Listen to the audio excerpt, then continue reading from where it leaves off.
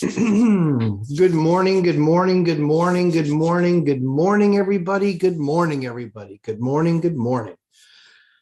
We are here for another live stream. Super excited to be here. Sorry for the 1 minute late start. We actually had a little bit of technical difficulty, but I think we're probably good now. Dion Talk Financial Freedom. I see you there, my friend. Howdy and good morning.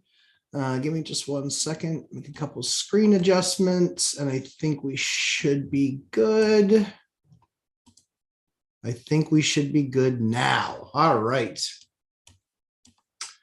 It is another happy Sunday morning. Super excited to be here. We get everything kind of set up a little bit. I think we should be good. There's Janet Santiago. Good morning. Hola, Janet. Good morning. Good morning. Give folks a few minutes to jump into the live stream and get caught up on things. Where's my notebook? Here's my notebook. It was a busy week this week, for sure. For sure.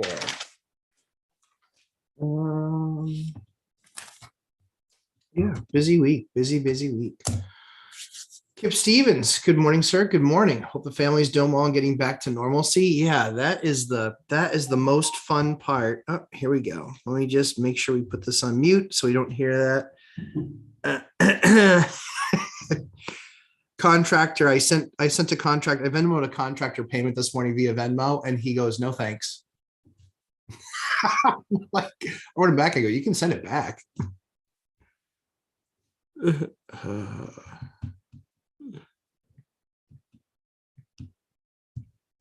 Never had somebody tell me no thanks to getting paid,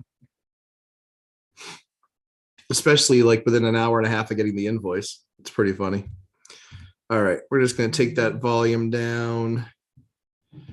Awesome. All right, well, it is another happy live stream here at Lumberjack Landlord. Super excited to be with you guys this morning. Lots of stuff to talk about, just kind of everything that's going on in the world of real estate. Another crazy weekend, lots of open houses and lots of attendees and lots of offers. So it's not slowing down as far as I can see. Again, that's not anecdotal. That's factual. That's literal. That's exactly what's happening. So, and to give you an idea, here, I think it's 20 degrees outside. Hold on. 28. So it's 28 degrees outside right now. So if it's 28 degrees outside and you're going outside and you're kicking the tires on what house you might want to buy or just what's out there in the market, I don't think that's you. I think anybody that's out in 28 degree weather is shopping for a house. That's what they're looking for. They're shopping for a house. So those are serious buyers. It's not like it's 70 and they're filling their Sunday afternoon or Saturday afternoon. It's 28 degrees. It's freezing. Literally and figuratively speaking. So yeah, so good stuff. So Janet, happy to be here. Thanks so much. Theta Head Capital, good morning. Theta Hedge Capital, good morning. Robert Northam, good morning. Yes, good morning to all you folks. Super excited to have you guys here. Let's see. I think the main thing that I wanted to kind of talk about today was just, again, your market, my market. I'm watching what's going on in my market every single day. I'm seeing what's happening at the open houses. I'm seeing how fast units last. I can tell you that without exception, the housing voucher programs in Section 8 around me, all of them have massively long waiting lists. They are all looking for units. There is an interesting bill in our state being considered, which is actually making Section 8 a protected class. That would be interesting because at that point, it would be essentially forcing some landlords to take on Section 8. And so obviously I never like being forced to do something because it's my asset. But it'll be interesting to see if that bill passes. I don't see how it could, just based on the fact that we have our criteria and the government doesn't get to set our criteria. So it'll be interesting to see what happens. And so, yeah, so we'll kind of see how that continues to develop. Yeah, contractor just goes, stupid me. You can keep your payment, sir. So yeah, so that's kind of the deal. So it'll be kind of interesting to see what happens, but there is legislation happening in a lot of states. They tried to do rent control here, it got crushed. But yeah, Crimson Knight, I know you're a fellow New Hampshire guy, and so take a look at. I forget what the bill is. There's one good bill which talks about zoning and kind of redoing zoning to allow for more ADUs. So I like that. And then there's the statute that they're talking about. Hold on, let me see if I can find it so you guys can see if it's something that's happening in your state as well. That statute is here. Let me just do this. In every state, there is likely some group working on behalf of landlords. It would behoove you to find out who that group is so you can get on their mailing list and so you can always understand what legislation is coming down the pike. I actually get that. I'm on that list, and so I constantly get that legislation of what's being considered. So here's what's, oh, you didn't make it clickable? Okay.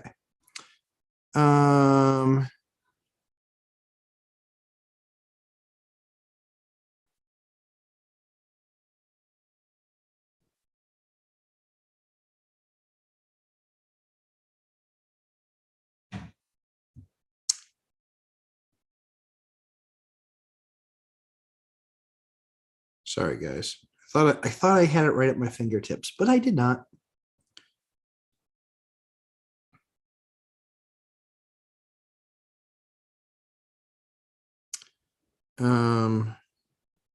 So this is being voted on next week.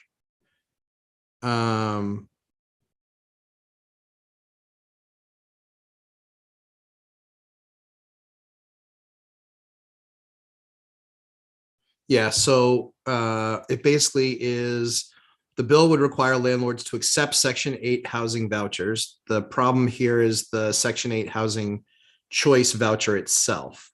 Once a Section 8 applicant is approved for an existing tenant, obtains their voucher, then a landlord would be forced into accepting and complying with 77 pages of federal regulation and 12 pages of housing assistance program contract, with the landlord having no say in how the regulations, with no say in the regulations or the contract.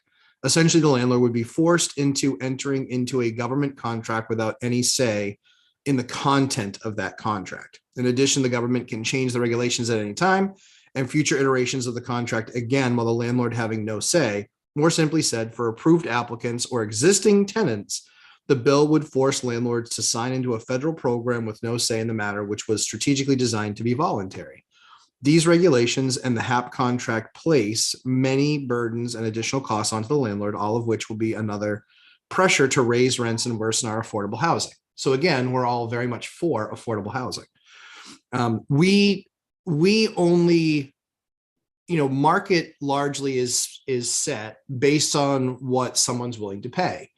But it's also based on what landlords are putting their units out there in. If everybody's at 1,500, as an example, on a 2-bedroom, then that's what the going rate is. It's 1,500. However, most landlords, I think a lot of landlords, don't look at the need to increase rents if their costs stay the same and the other participants in the market are keeping theirs the same, right? It's a market effect. So a provision of the bill allows a landlord to be excluded if their rent is higher than the rent allowed by the program. This will incentivize increased rents. The program can raise their limit, which they may do easily, leading to a rent price war. Some insurance companies don't write insurance if Section 8 is more than a certain percentage of the tenants. This also could cause increasing insurance rates and loss of coverage, pushing you into specific vendors that will then charge a higher premium. The majority of the Judiciary Committee believes we need to fix the Section 8 program and incentivize landlords to participate in their program, but not force it upon them. How about them apples? So pretty crazy stuff if you ask me. But like I said, if you are a landlord, it would behoove you to find out what groups, or if there is a group, because like there is a group that will be talking about the issues that pertain to landlords and property ownership. It's important to stay involved. This is a string that I read every single week. And on the issues that are important to me, I contact my congressman. It's how it's supposed to work, right? So I think that if you don't stay on top of this stuff, and as landlords, if we don't stay on top of this stuff, people have no problem giving away our money. They have no problem giving away our resources. They have no problem telling us what to do with our investments. So what we have to make sure is that we stay vigilant on our side and make sure that we are supporting those who are trying to support us. And at the end of the day, trying to make sure that we can maintain affordable housing. The only way, the binder strategy that Dion made is so brilliant, right? So the only way that really works is if rents are going up. And the only reason that rents go up is because the market goes up, but that's because costs go up. And so that's why like new construction might be twice the price of existing construction. So something to consider. I think everybody, was it out of committee? Yeah, it's out of committee. Yep. Yeah, it's being voted on next week. Crimson. Yep. Yeah.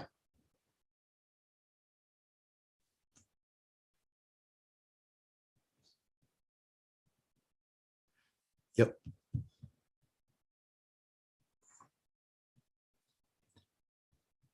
So yeah, I think it's, sorry guys, 1 second.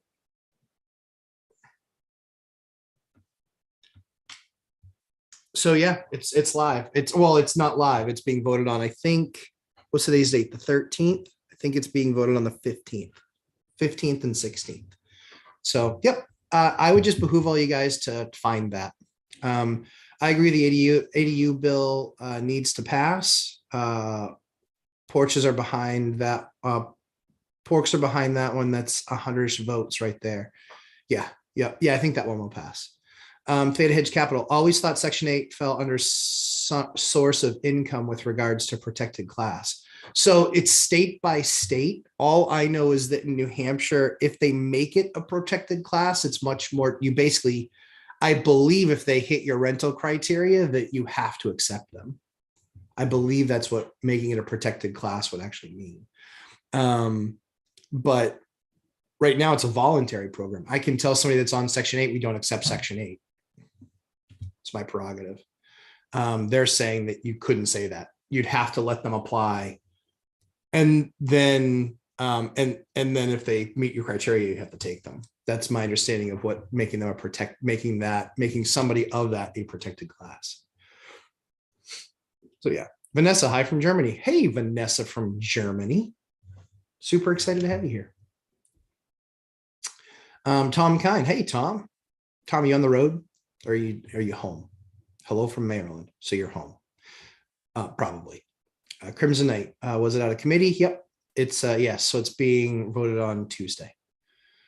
Marisha Ninehauser. Good morning. Good morning. Good morning. Good morning. Happy to have you guys here. So what would you guys like to talk about today? I wanted to talk about really just kind of talk about getting active on the legislation side.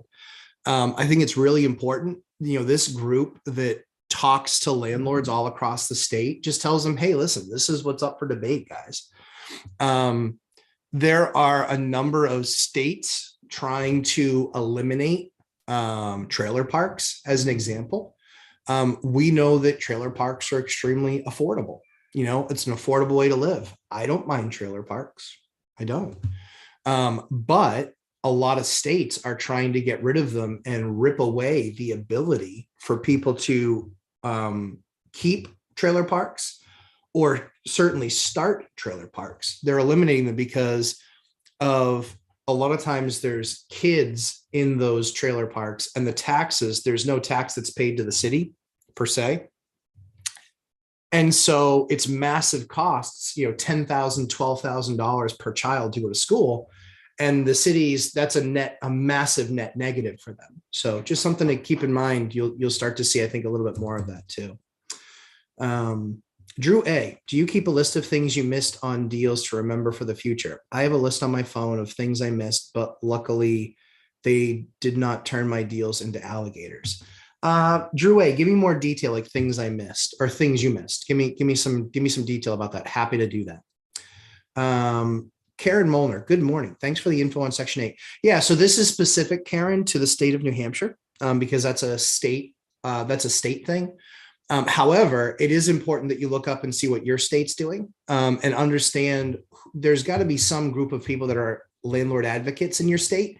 Know who they are, because they likely have a mailing list of the items of interest. Excuse me. And it's important that you stay on top of that stuff, guys, because you could all of a sudden be hearing about a new rule that you don't like very much that might be rent control. Like they've tried to get rent control. They tried to start it in trailer parks and it got shut down because rent control is not a good thing. And not just for landlords. It's not a good thing for anybody, for landlords, for tenants. All it does is guarantee that you're going to raise the rent every single year. So yeah.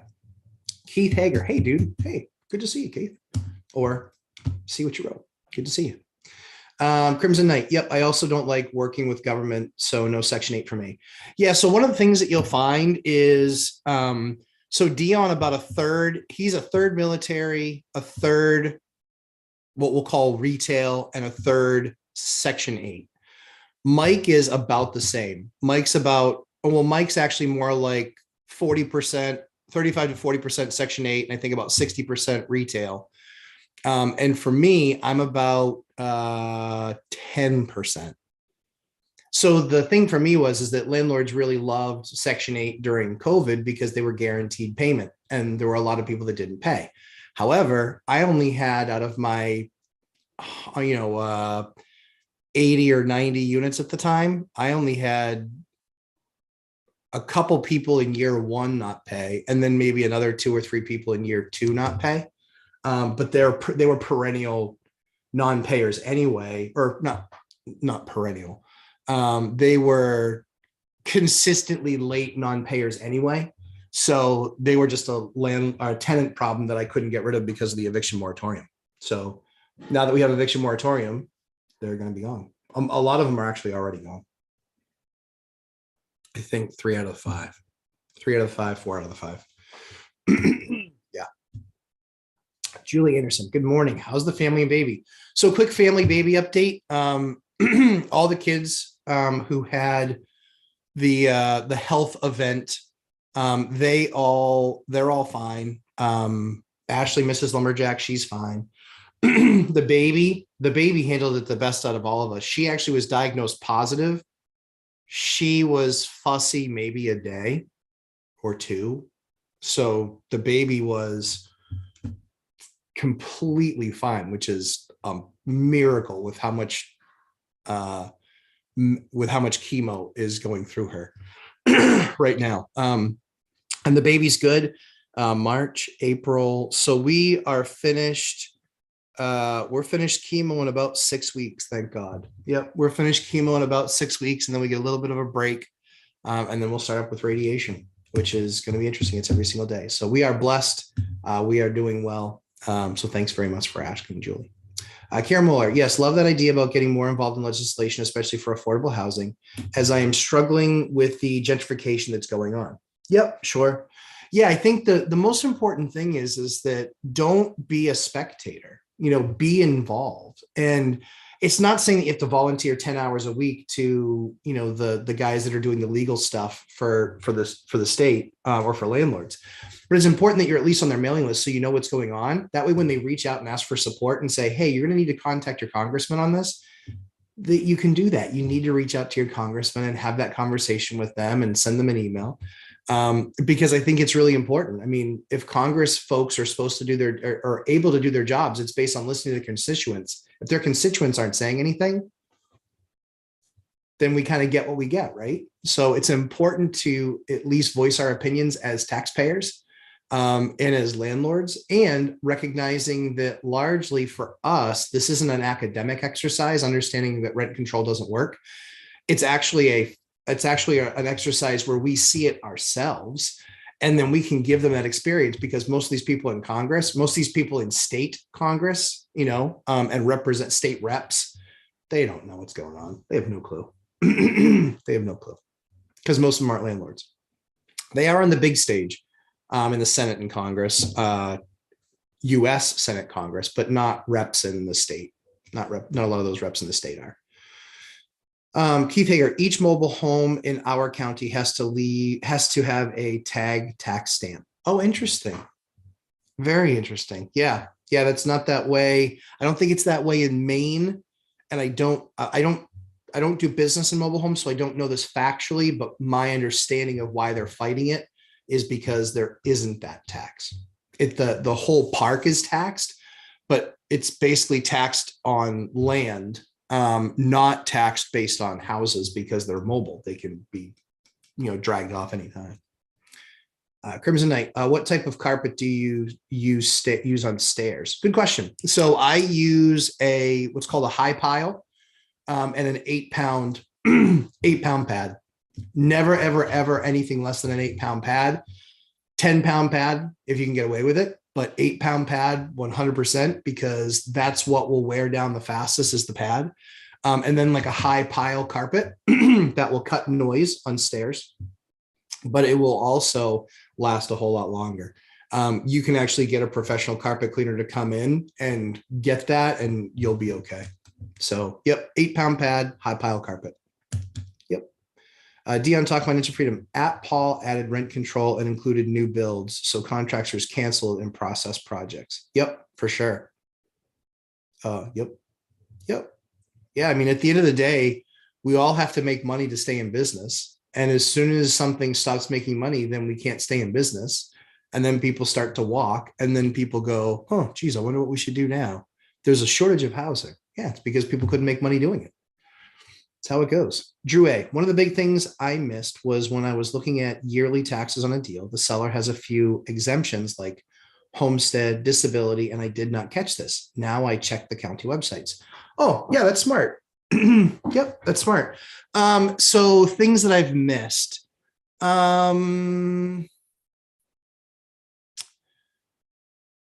So I look at taxes. I look at what the tax rate is that they're paying, because obviously that makes a difference.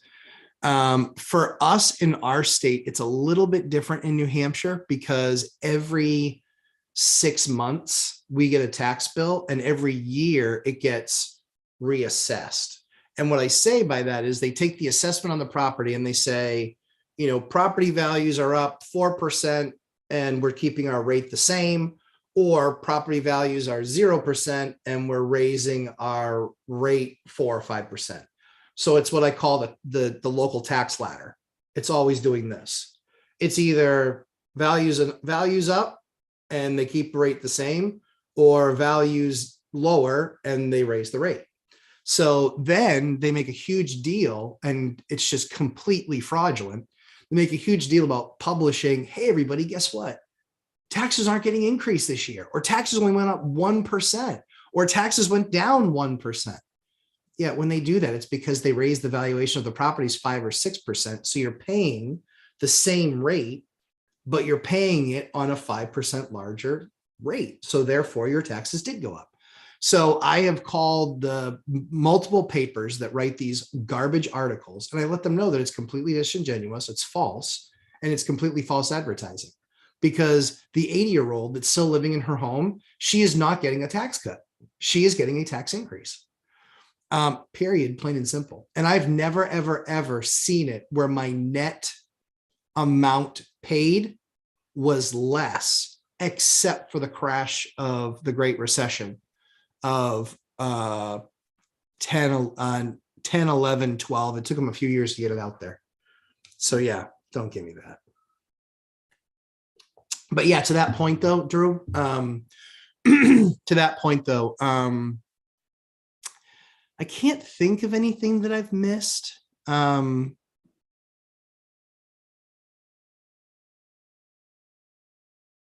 Yeah, I can't think of anything that I missed, because taxes I always look at, because in New Hampshire, they're so big, because we don't have an income tax and because we don't have a sales tax. because so much revenue is derived from property taxes, that is something I always look at on every deal. I'm trying to think of what else. I don't think that there's anything really that I've missed.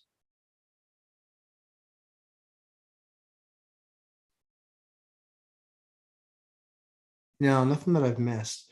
One of the interesting things that came up was I was doing a deal on a property, and this is a current deal. I haven't closed on it yet. And we were going through the financing piece, and there was a hit on the EPA. I was like, what's that? Which meant that there was a reported oil spill in their basement. Big deal. Yep, big deal. It was over 50 gallons. And so instantly, my bank does an inquiry, and they basically get something back from an EPA service saying, yes, there was an issue here, but that's all they say. They don't say that it was completed. They don't say that it was this, that, or the other. They don't say that there's no ongoing risk. They don't say anything to that. So I got saddled with an $1,800 bill. $1,800 is what they wanted to charge me to do something called in-depth records check to make sure that it is now no longer an issue and taken care of. So I had to pay the $1,800 or walk away from the deal. When I talked to, what was really interesting was, this is a commercial loan. When I talked to the my broker who talked to their broker, she said that they looked at the disclosures that they had from buying this property about 7 or 8 years ago. There was nothing reported. So what's really interesting is on the residential side, they should have reported it. They didn't report it, but the residential mortgage didn't find, because it doesn't do the same type of searches. The residential mortgage didn't find the issue. So the only reason that I found that there was an issue in the past was because I was using a commercial loan. Because of that commercial loan, I have to satisfy, once it's notified that there's an issue, I have to satisfy that. That was $1,800 out of my pocket. Yep, $1,800. So I just spent $1,800. Thankfully, it came back with a clean bill of health, and so the deal still stays together. But still, it cost me $1,800 for nothing, literally nothing, for a paperwork check. It's ridiculous. But I digress. So guys, it's half hour in. My name is Matt, aka the Lumberjack Landlord. Here to talk about real estate investment, my portfolio, and answer your guys' questions. I know we have a lot of folks here that own, some people that are considering owning, so we're happy to answer any questions for folks regarding rentals. No code on, dang time change. Yeah.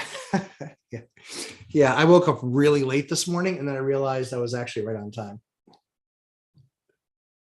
I thought I woke up an hour late. I didn't. I woke up right on time. So it was kind of funny.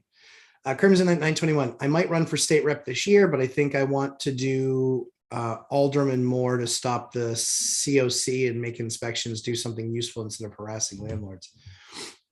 I mean, you can be used for both. Can be used for both for sure, Crimson Knight. That's for sure. Those COCs. So in our state, for those of you who don't know, we have something called a certificate of compliance, and they are done every 3 years. And they usually take about a year to close out, 6 months to a year to close out. So literally pretty much every 2 years from when you finished one, you're starting another one. And the city that does this has 37 inspectors at last time I talked, which was 2018. I sold all my stuff in that city.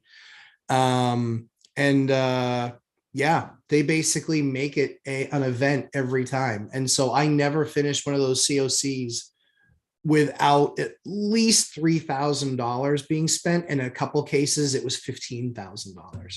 They forced my doing siding. They forced my doing a siding job. Yep, forced it. Unbelievable, horrible. Yep. Hopefully good results on special alderman election March 15th. I concur. Angel R, do you own any halfplex? Angel R, good to see you, my friend. It's been a couple weeks, like 3 weeks. Angel R, tell me what a halfplex is. Is that a duplex split down the middle? Tell me what that is. Niles Patel, love you, bro. Keep up the great work. Niles, I appreciate you, my man. Very much appreciated. I'm happy to keep up the work, and hopefully it's good. William Batista, aside from Facebook Marketplace and Craigslist, what are the other platforms that are good to post available rentals? Everything else costs money. So it's apartments.com, it's Zillow. I always like to ask rental agents in the area where they post theirs. That's what I always like to ask. Because it's very hyper local. For me, I get great tenants off of Craigslist. I get great tenants off of Facebook Marketplace. I get really good tenants off of there. They still go through the same process anybody else would, but I can just give them email them an application and they can fill it out and send it off to me. And so I don't pay anything for apartments.com. I don't pay anything for Zillow. I don't pay anything for any of that stuff. So aside from time, it never costs me anything to rent out my units unless I gave them to a broker to rent them out. And there was a specific scenario where I did that, but I don't consistently do that. So yeah. Angela K. Wallace. Hi, Angela. I think you're new to my site. Super excited to have you here. How do you protect yourself when you have a lot of equity in a property? Say, have $1 million property and you have 300,000 worth of equity and you want to protect yourself from a lawsuit. So that's not so much about the equity that I have in the property. That's much more about just general protections. And so I have insurance on my properties. I have the fire policy on my properties. And then I also have an umbrella policy on top of that. So that's how I protect myself. Yep, that's how I protect myself. It's really just about insurance. It's about insurance. And so I spend money on insurance. My yearly tab for insurance is probably $90,000 a year I pay for insurance. Pay a lot of money for insurance. Yep. But that's what, so kind of regardless of what you're trying to protect, you're trying to protect your house, you're trying to protect your other assets, whether you have an LLC or not. Dion did a fantastic video on LLCs and the fact that they really don't give you a whole lot of asset protection unless you actually really have a partner and really have an entity set up. So yeah, we have insurance on the property, and then we have an umbrella on top of that, on top of that. And then we also have personal insurance on our house, as well as an umbrella over personal assets as well. So yeah, my insurance reps love me. Yeah. Keith Hager, read the fine print on your closing title and contract. You may not own the mineral rights on it in the future. Oh, that's very interesting. Very interesting. Well, the good news is about New Hampshire is it's granite. It's granite. You want to own the granite on my land? You can own the granite on my land. It's not worth anything unless you have blasting equipment. And yeah, but yeah, they're definitely trying to have landlords become less owner, less owner, owning fewer, having fewer rights, having fewer things. Yeah, for sure. Angela R, been watching and supporting, bro. Missed some of the lives. All good, man. All good. Angela R, let me know what you meant by halfplex, just so I can answer your question. I always want to answer your questions. So yeah, I appreciate you too, Angel. I get it. We're all busy. That's what the replay is there for. Oh, what's really interesting, guys, is Uneducated Economist. I don't know if you know him, Simon, the Uneducated Economist. Fantastic guy. Really sharp, self-taught economist. Really blew up on YouTube, but just he's a genuinely nice, good guy. I reached out to him probably 6 or 7 months ago when his channel was growing, my channel was growing, had a quick conversation with him, did an interview with him. It was a lot of fun. With everything going on with Eliana, I hadn't been able to get back to him, but we just did another interview this Friday, and I'll be posting that one tonight. But definitely an awesome video worth watching. He talks about him buying a house. He talks about the process that he went through. This is just in the last 6 months. Talks about where he's investing. Talks about, the 40-year mortgage. Like, we talked about a lot of stuff. It's an hour-long video, hour-long interview. A lot of fun. Really appreciate Simon for doing it. But yeah, check it out. It'll be posted tonight, The Uneducated Economist. Yep. So it'll be really awesome. Karen Molnar, Matt, I am planning to replace flooring and paint after first tenant. Yep, unless they stay longer than a year. Would it be smart to purchase the materials now? Also the name of the guy you buy flooring from. So Karen, it only makes sense if you've got just money sitting there, right? Where you don't have any other use for it and inflation is just going to eat away at it. So if you have money sitting there and if you have a place to store it, if you have those two things, I buy between 5,000 and 8,000 feet at a time. So, but I've got 112 units now. And we just, when we get a unit back from an inherited tenant, we go in and we redo it. And so I always want to have that stuff in stock. I always want to have that stuff ready. And most of those units are, 500 to 1,000 square foot units. So I'll have a few thousand square feet of the stuff sitting there.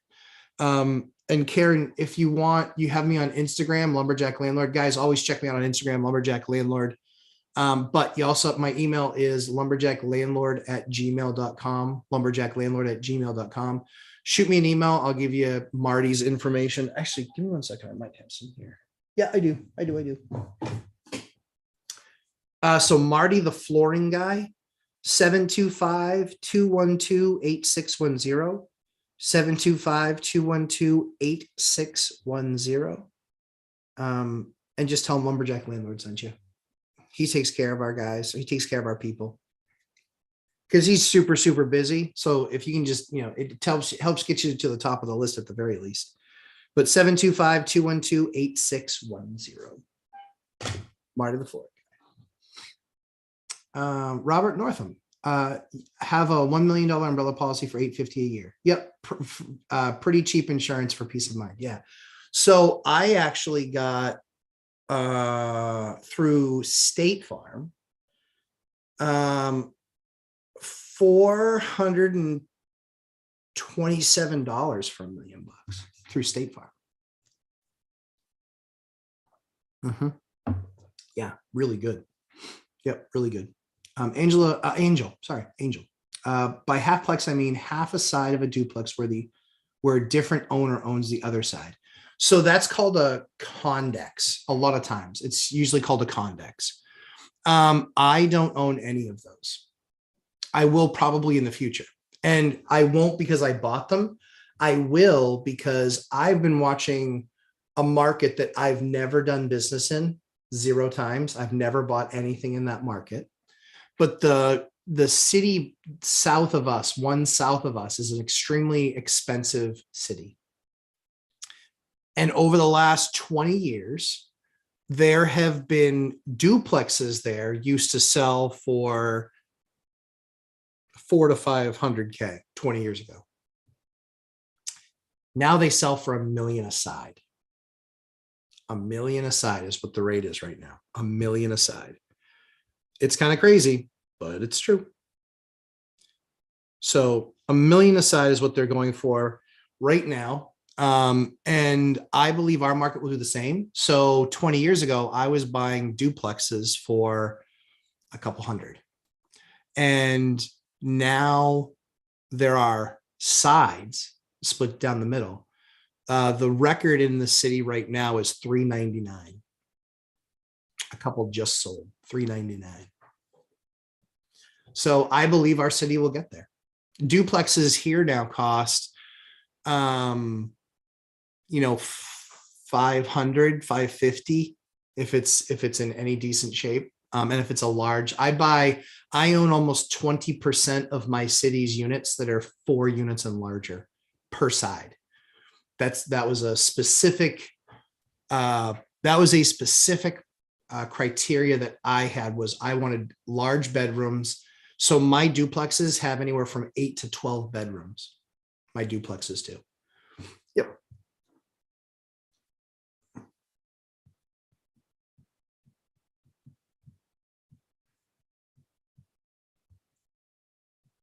So yeah, yep, can be huge. Can be huge. So yeah, so I don't own any half plexes or condexes. I don't own any of that stuff, but I probably will, because there will come a time when I will condo some of them and sell some of them. I just had a building appraised. So I bought this building 5 years ago. 5 years ago.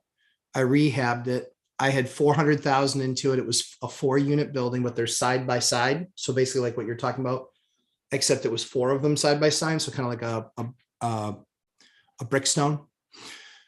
I bought, so I was a little over 400 into that.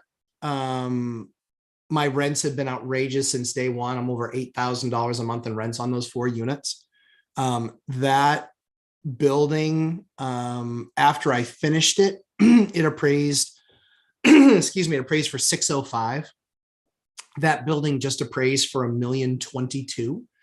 And if we had separated the units, they would have appraised for about 3.25 a unit. So it would have been about 1.3 million. Yep. Would have been about $1.3 million. So yeah, crazy numbers are crazy. But the crazy thing about that was I didn't want to pay the money to separate the units, because if I separated the units, then I have a massive tax bill per unit. And so in our state where those taxes follow the property, I would have gone from the current tax bill, which is about $10,000, to I would have gone to about $4,000 a unit, which would have been $16,000. And I wouldn't have gotten a dime more in rent. The only thing I would have gotten was an extra couple $100,000 in equity. I don't play this game for equity. I play this game for cash flow. So that's why we didn't separate them. So there's some knowledge for you.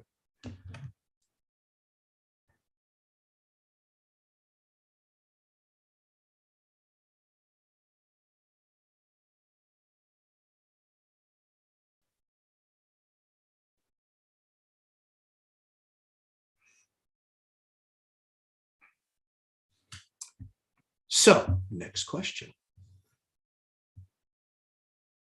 J Markey. Morning, Matt. Good morning. Going back an earlier topic, I missed the city of Cleveland, Ohio, new lead-based paint certification process, which applies to all rentals in the city, must be completed by end of year. Holy cow, is that communist? That is absurd. That is absurd. They're not going to have the bandwidth to even manage those reports. And if I were you, I would either find out what it takes to start one of those companies very quickly and get very rich. But that's largely what I would do. That's what I would do. Unbelievable. Yeah. So we had that. What's really interesting is the state of New Hampshire, we have that division of our government. They catch about 200 buildings a year, 200. In Manchester alone, we have over 20,000 buildings with lead. They catch 200 a year. It's like a fart in the wind. And I get that you need to do it, or I get that you want to do it. But the fact of the matter is that you know what it did when I got stuck with a lead order and it cost me $47,000 to fix it? Guess what happened? We had to pay the money. We had to get it fixed. It was a complete and total nightmare. We had to do it with the state involved and with state selected contractors. It was a completely over the top process. And when it was all said and done, guess what we did? We charged 30% more in rents because it was lead free. All you did was take away affordable housing. That's all you did. And if this juice is worth the squeeze, then yeah, I get it. Then you can do that. But don't yell at landlords about affordable housing when you guys are the ones making up all the rules to make things more expensive for us to do business. Can't have it both ways. Yeah. Yeah. Jay Markey, that's brutal, my man. Yeah, honestly. So New Hampshire actually, after a few years, opened it up where you could actually take courses on getting lead certified. And so I had guys that I sent that were contractors that weren't my employees that I paid for them to get certified. Because that way we knew how to demo a deal or how to demo a property. Because the other companies that do it because there's lead there, they charge like 4x. And we're like, no, it's the same job. The only thing that it takes a little bit more of is you're wearing more safety equipment and you're bagging things differently. You're disposing of them differently, which takes a little bit more time and a little bit more cost of materials, but not a ton. Not a ton. Not nearly what they're charging for.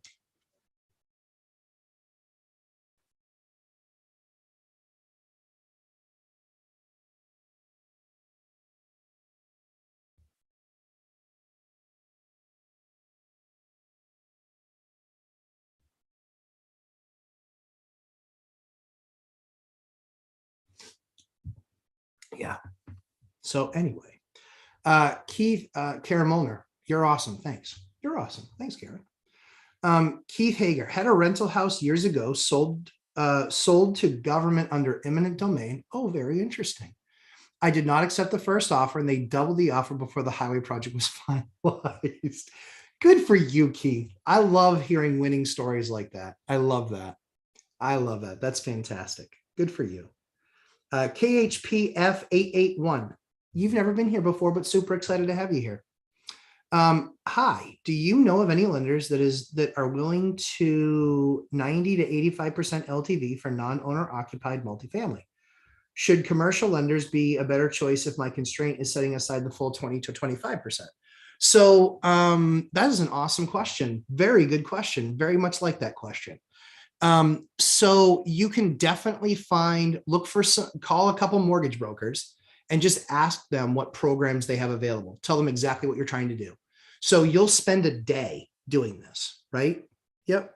You will spend a day doing this. So you just have to make the call to as many mortgage brokers as you can and just give them the scenario. Here's my scenario, which is I want to buy a multifamily. It's going to be an investment property. I want to do 10 or 15% down. Do you have any of those programs? They may have those because those are really specific to who the mortgage company is selling that mortgage to. If they're selling Fannie Freddie and it's not owner occ, you're not going to find 10 or 15. If they're selling to an insurance company, or if they're selling, or if they're even holding the paper themselves because they have, $20 billion in cash that they're doing, you can always find that stuff. You can definitely find stuff that's lower down payment if you're willing to pay a higher percentage on your rate. So then just make sure you're making a good deal and that you're not losing a good deal over, not losing a good deal. So yeah, on the commercial side, the 20 to 25%, the bigger issue is that loan is probably only a 5-year loan. That's the bigger issue. If that's only fixed for 5 years, in 5 years, when I fully expect that the rates are going to be in the 6s, you're going to be refinancing not in the low 4s, but in the 6s. And has rent gone up enough to cover what your new number is going to be, right?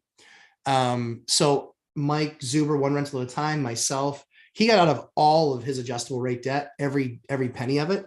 The advantage that he had was he'd owned some of his large commercial properties more than 5 years. And so he didn't have any cost recapture when it comes to, for me, because the way that banks work on commercial loans, for those of you who don't know, is they have what's called a 5-4-3-2-1 step down basis. So the 5-4-3-2-1 step down basis is a penalty that you will pay if you do it, and it's inverse to the number of years or what number of year of the loan that you're in. If you're in your first year of the loan, you're at the 5, and then second year 4, third year 3, second year or fourth year 2, fifth year 1. Those 5-4-3-2-1 is the percent of the more outstanding mortgage total you will pay as a fee or penalty for refinancing it to another company. They want their money. They want their money. If they're going to do a commercial loan with you, they want their money. So there are those fees. If you refinance away from their company, they will charge you that 5-4-3-2-1. What I have been successful doing is working with the bank is saying, hey, we're at 2 years, we're at 18 months. Let's just refi it now. And so then I was able to do what's called a rate and term, which is we refied it and it cost me closing costs, but I got another 5 years at 4% as an example.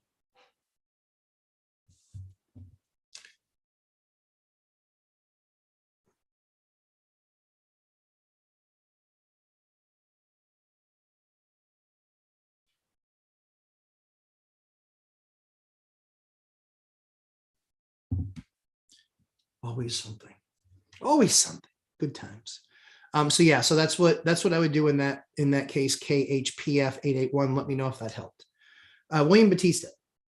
In your opinion, if Jerome Powell does raise the Fed rate by 0.25 or 0.5, what happens to a 30-year residential mortgage? Up in both cases. Yep, up in both cases. Banks will use it as a reason because it went up 0.25, they'll raise it at least that. If it goes up 0.5, they'll raise it at least that. Like, banks are in this to make money, guys, and they've had depressed rates forever. And what you'll find is their spreads are getting bigger. They're not making less on deals. They're making more on deals now because they also recognize, that they're going to be doing less deals. So up and to the right is where I expect every mortgage rate to be going. That's what I would expect without pause. So in fact, my bank just told me, so I was at 3.75 on commercial. I was at 4 on that program that I worked with them to kind of invent. And now it's 4 and 4.25. So we're already up a quarter point, and they haven't trimmed the balance sheet and they haven't raised the rate.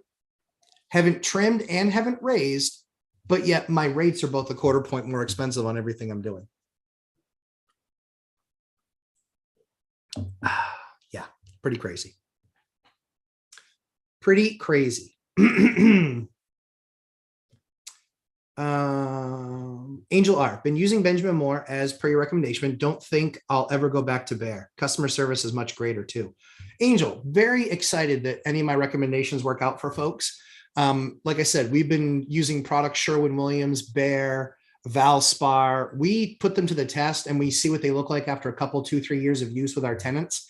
We are never walking away from Benjamin Moore. We love their product. We love their support. Matt is my local rep. Matt, love you. Lori, who is my local store manager. She is the best. Anytime I call, she says, give me an hour. Give me an hour. I'm like, you got it. I'm your dude. You got it. So, yeah, love it. I'm so glad that it worked out for you, but yeah, fantastic product. I won't walk away. Nope. And one of the things you can also do too is you can actually set up an account as a contractor account. You're going to have to do some volume, so don't overpromise and underdeliver. But I actually get rates. I actually get reduced rates. I don't get any just for recommending them. I'm not sponsored, but I get a reduced rate for how much paint that I buy. And every year I get a card back. And so I think this year, believe it or not, I want to say I got like $160 back, which is a lot because I don't pay you a ton. We bought hundreds of gallons last year, hundreds and hundreds of gallons. Yeah. Yep. So very, very glad to hear that worked out well for you, Angel. Jerneel. Hey, Jerneel, good morning. How was your experience with Bob Langway for taxes? So far, Jerneel, it's been awesome. In all honesty, it's been very awesome. Absolutely loved it. He hasn't finished my taxes yet.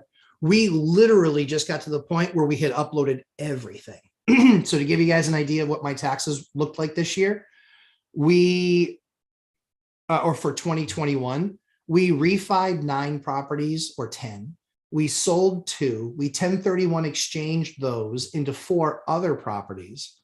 We had 10 net new purchases, and we had all of our rents. And spent like $400,000 with contractors last year. So my taxes are a lot. Now they're organized. Don't ever do the cigar box thing and drop that stuff off. That's the worst thing to do. Don't do that. Don't do that. The accountant will be professional and they'll say, no problem, but don't do that. Look like a good business person, right? And so have it organized, have it together, and then give them all the reports that they need. And then they're going to get through it faster. It will cost you much less money. And on the other side of it, guess what? Now you're in position where you have your return. One of the things I love about Bob is he's not only his organization isn't only a CPA, he's an EA, which is an enrolled agent, which means if I get audited, he can actually fight that on my behalf. That was the strategic move to getting a Bob Langworthy. So Janelle, to answer your question, yeah, really, so far, really good. Like Bob a lot. And his staff, Amy is phenomenal. She's kind of front lines. Amy is awesome. She's great to work with, very communicative. We upload something to the portal, and within 24 to 48 hours, we have a response back saying, yep, we see it. We still need X, Y, or Z. So really good. Yeah, really good experience so far.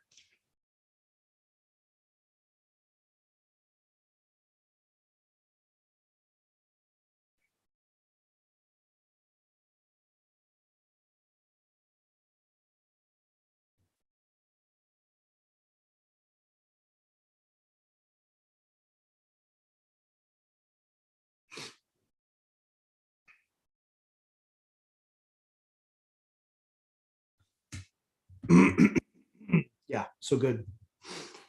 So yeah, so far so good. Awesome. Thanks for KHPF 881. Awesome. Thanks for your help. We'll start calling tomorrow. You're very welcome. Let me know what you find. Back in the live stream next week. Want to know how it went. I only want to give great advice or great information based on my experiences, not advice. Nikodon, do you stay with your expected return if you have to offer way more than asking? Yeah. So yes, Don. Yep.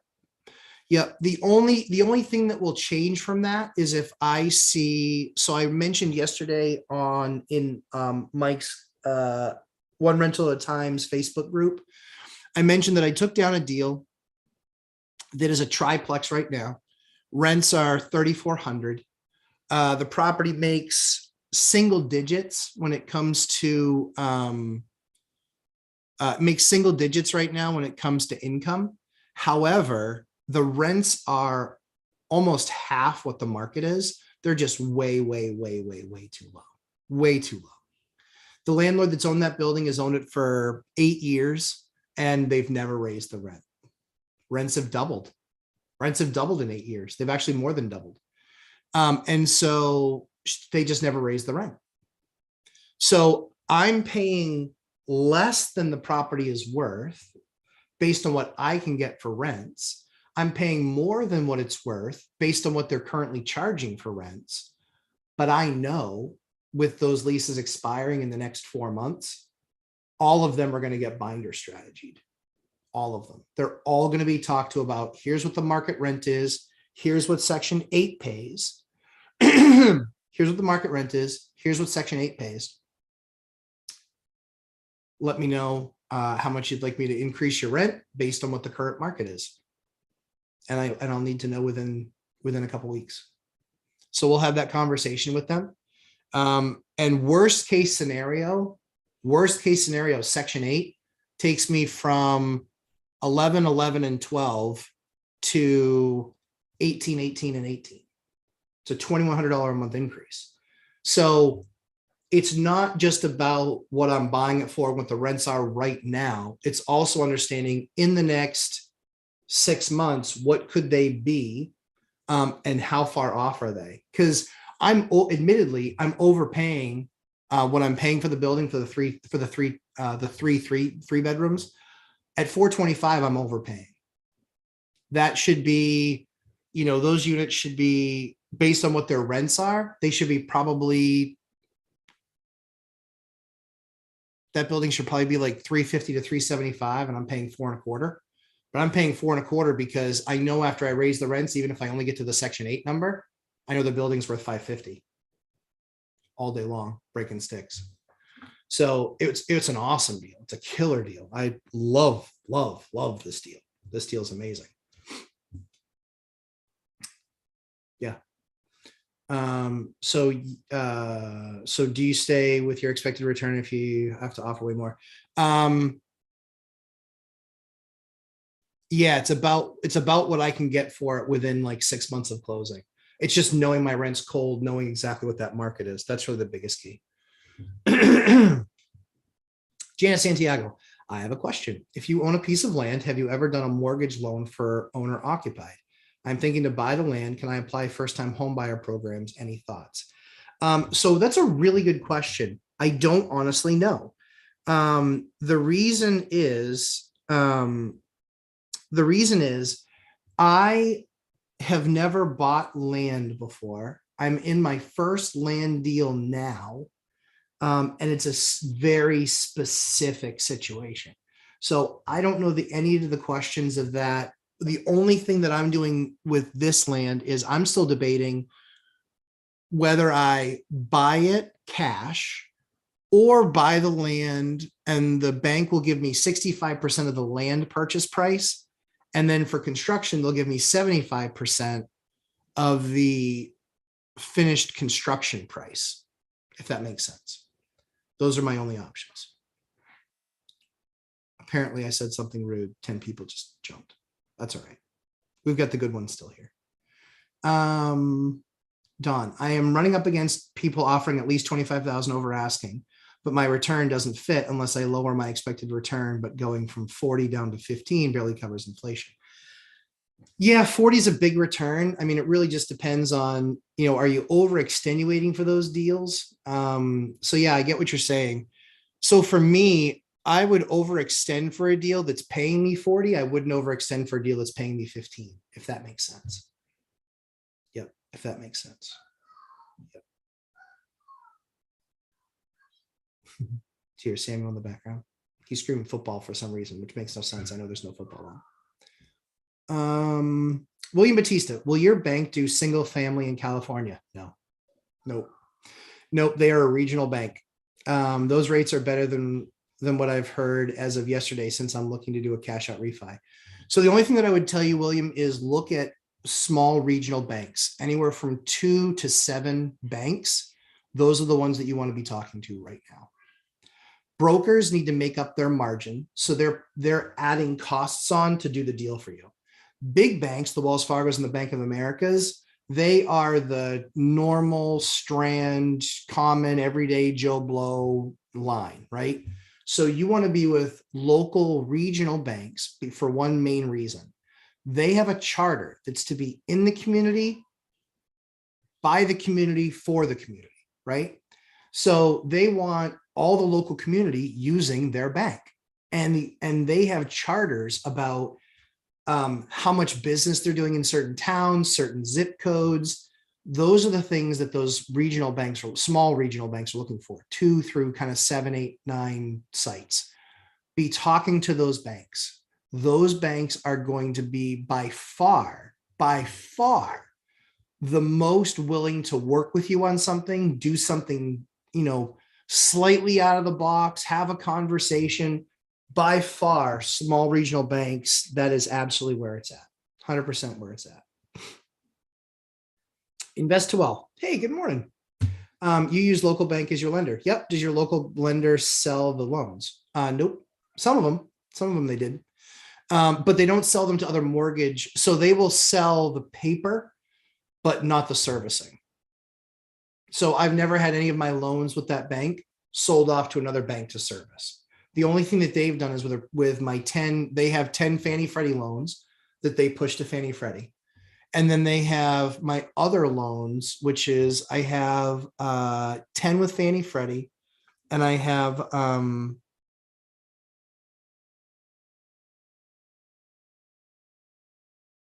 18. Is it 18? 17 or 18 loans that they hold the paper on. They own that loan, not just servicing it, they actually own it. So if a bunch of people got bumped off and just joining us again, I'm Matt, aka the Lumberjack Landlord, owner of 112 units, and we're just here talking real estate. I'll answer your questions. Don't be bashful. Put some info in there. I'm happy to answer your questions. Let's see. Keith Hager, with foreclosures coming soon, Yeah, I wish. Is it good to get to know asset managers at your local banks and credit unions? Hint, hint, hint, make calls Monday, add them to your contact list. Yeah, definitely is. I think the biggest issue, so the biggest issue that I've seen, Keith, is that it's not like the foreclosures were before. They are doing everything that they can, 40-year loans, drastically lowering the loan rate. They're doing it. They're bending over backwards to keep people in those homes.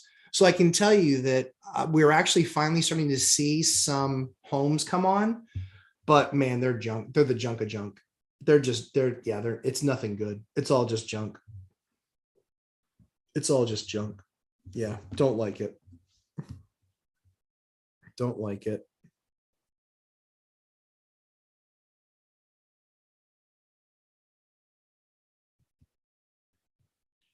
Yeah. Don't like it. But yeah, you can do that. I think the bigger challenge though is that small banks very rarely and credit unions very rarely are the ones that have loans go sideways. The ones that most often have loans go sideways are the big banks, Bank of America, Wells Fargo, those, Citi.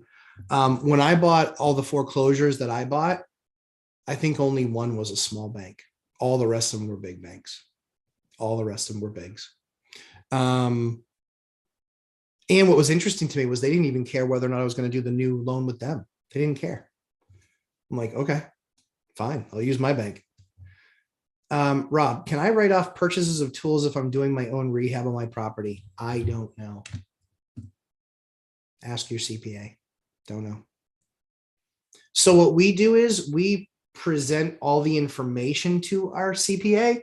This is actually why I moved CPAs from my existing CPA to my new CPA, Bob Langworthy, or EA. The reason that I made the move was because I told him during the course of the year when I'm making investments, I need to know that, hey, make that investment. No, don't make that investment. And hey, Matt, if you don't spend $40,000, you're going to owe 20 grand more in taxes this year. So you need to spend 40,000 bucks. Because for me, right, I look at it as if I'm going and buying something, if I'm spending 40, but it saves me from paying 20 in taxes, then whatever I bought was half price. I'll buy pretty much anything for half price. Houses, cars, trucks, whatever. Whatever, half price, sign me up. So for me, so that's one of the main reasons I made my jump, is because I had to be able to talk to an EA or CPA that was familiar with me and with my business. So I could call and have that conversation with them every 60 to 90 days and say, okay, let's review what we've done for the last 60 to 90 days. That way, when we're coming up into Q4, he looks at it and goes, all right, I spent a couple hours on your stuff and you need to stop spending money because you're not getting any benefit out of it. Okay, cool. No more. We'll wait until the first of the year. Or press on the accelerator. You need to drop some cash. You got it. I will do so. Invest to wealth. My CPA said, yes, I can write off all my tools when I'm doing my own repairs. Love that. Love it when we can answer questions within the group. Again, I am not a tax expert by any stretch. The only thing I've ever agreed to is the strategy by which my CPA had laid things out in the past. After 26 years, I'm moving on from him because he's much older now and we don't do any forward thinking, forward planning. And that's the position I'm in with my company now, is I have to do more forward thinking and more forward planning to make sure that I'm not getting hit with, taxes that I shouldn't be paying. Invest to wealth. I can't write off the work I do. Got it. Interesting. Okay, cool. So you can write off the tools, but not the work. Got it. Makes sense. Yeah, because then you're not a paid professional.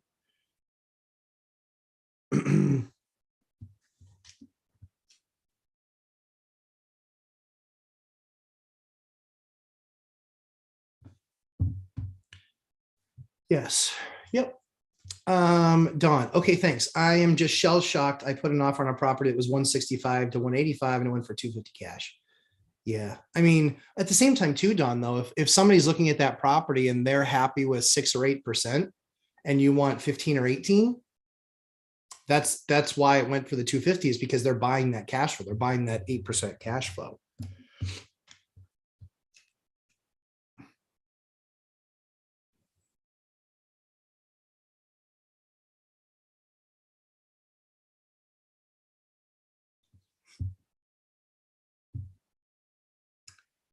Let's see. Michael Von Newport. Sorry if you've mentioned this in a different video. Oh, dude, you're fine. All good. I'm here. Ask any question.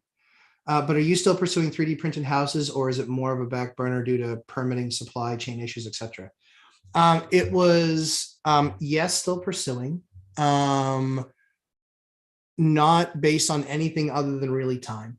So I have my W-2 job. We've got everything that Eliana is managing. And I started this with Lumberjack Landlord. I want to continue it to help folks. So when the W-2 goes away, that will become probably one of my primary focuses. And right now I've spent a lot of money on consultants, talking about machines, what they do, how they do it, all that stuff, because there are some glaring differences. And so, yeah, yep, we will. I would not be surprised at all if I, built some houses and, 3D printed houses. Wouldn't surprise me at all. So here's the methodology and the thought process behind that. I have less than no interest in competing with stick builders today. I'm not gonna, why? So I'm smart, great. So I have some money, great. I'd like to keep both of those. And if I'm going to compete against another stick build guy, that's kind of the height of arrogance, thinking they've been doing this for 20, 25 years. They're having trouble doing it. And I'm just going to jump in there and I'm going to know, and I'm going to figure out to the tune of what cost. $1 million? I'm not willing to do that. No way. I kill myself for $1 million. So my better idea is to talk about the game that's coming. I can become an expert at that. They're still going to be an expert in sticks. I can be the expert in 3D in my area. I can own the machine, and that's what then gives me the advantage. And then I can be ahead of the other guys trying to do it. The problem is the expense and the learning curve, and legislatively, are they going to become an issue? So what I'm trying to do is I'm trying to get town buy-in before I do it, saying, hey, would you approve this? Because if you're not going to, then I can't spend. Just to give you guys an idea, the machines range from about $650,000, $700,000 to about 1.3 million, and they take between 4 and 6 months to build. So even if I called them tomorrow and I gave them money and they built it, even if I did that, I'm 6 months away from even getting the machine. And then once I get it, then what's the process? So there's a lot of work left to do there. Yeah, lots of hard work to do there, for sure. For sure.